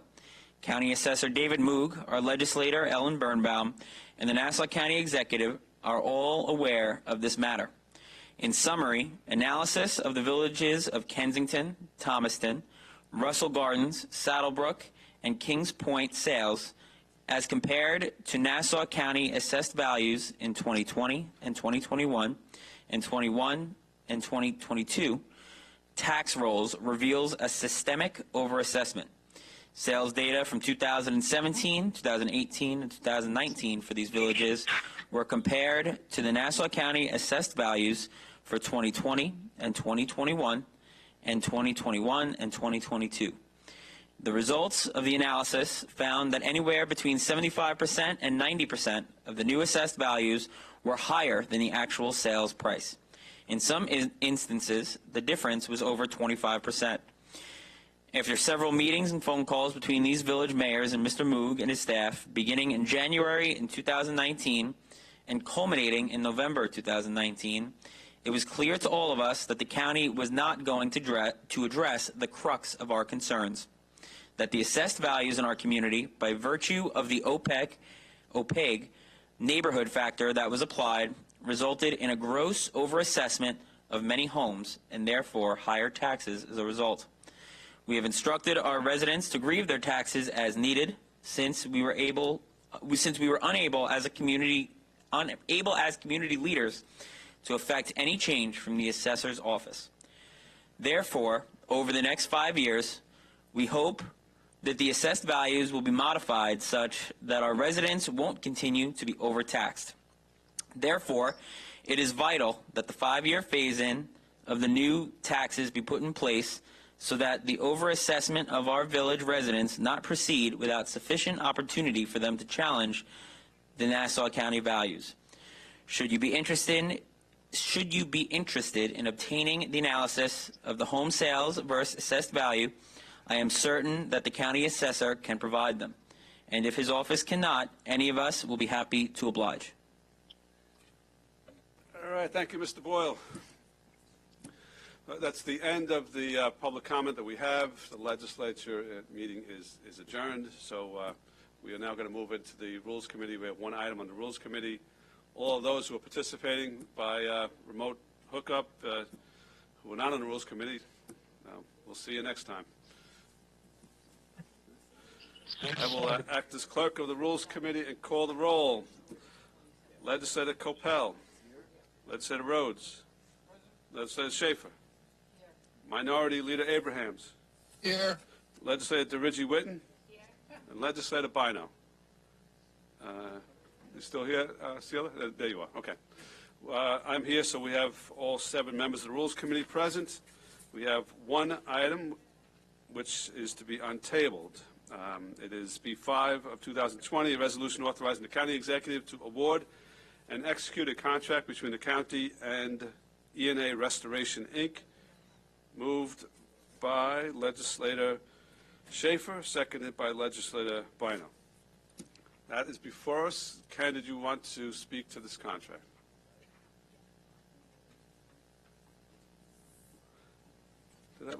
I think I need we had the motion second. I believe we need to have the vote on the motion on table. All in favor of on tabling signify by saying aye. Aye. Those opposed? It is back on the table. Good afternoon, Ken Arnold, Public Works. This item is the interior fit-out of the family court facility. We took bids. We had 7 bidders. ENA was the lowest responsible bidder. Their MB participation is 14%. All right. Tell us about, we had a lengthy discussion last time about the need or the potential need for an integrity monitor. What is the response of the administration? Good afternoon, John Kerr, Deputy County Executive for Compliance. Based on the concerns of the Rules Committee, the administration is committed to ensuring that there is a monitor on the ENA project who will be approved by the Inspector General and not by the vendor. Once established, the integrity monitor will provide reports to the Inspector General. Earlier today, I spoke to the Inspector General regarding this request by the Rules Committee. I don't know if you have any further questions. Thank you very much. I think that really addresses the concerns that we had. Anyone else want to add anything at this point? Is that all? Yes, Minority Leader. Oh, go ahead. No, I was saying, Rich, it addresses the minority's concerns as well. Okay, fantastic. We have a email from the Comptroller's Office. Since under the usual circumstances, they'd be here to be able to state their position. They've sent us an email. I'll read it quickly. It's 3 paragraphs. Independent integrity monitors have been proven to protect public projects from cost overruns and ensure compliance with policies, procedures, and regulations. In order for the county to continue to reform procurement and contracting, it is imperative that companies fully comply with disclosure requirements. The Family and Matrimonial Court Complex project has seen delays and cost overruns. In order to move the project forward, the second phase could benefit from the implementation of a monitorship, which obviously we have taken care of. I'll present this to Frank. Just please see for the record, I was present during the vote. I voted for it. Yes, hi. This is Carrie. I was present during the vote. So in terms of the vote on the phase-in, you indicated you were present. There may have been some technical difficulties. Is that what you're telling us? Are you still there? Yes, yes. All right. So, I mean, we're in the middle of the Rules Committee at this point, but you're telling us that you voted in favor of the phase-in during the full legislature, correct? Yes. All right. For whatever reason, technologically, we didn't hear it, but we will count that as a vote, and we'll make sure that the record indicates it was a vote of 17 in favor and 2 abstaining. Anyway, back to the Rules Committee. Any other discussion or debate or questions? Nope. All in favor of item B5, 2020, signify by saying aye. Aye. Those opposed? The item carries unanimously. A motion to adjourn by Legislator Schaefer, seconded by Legislator Rhodes. All in favor of adjourning, signify by saying aye. Aye. Those opposed? Carries unanimously. All right. Be well, everybody. Take care. So long.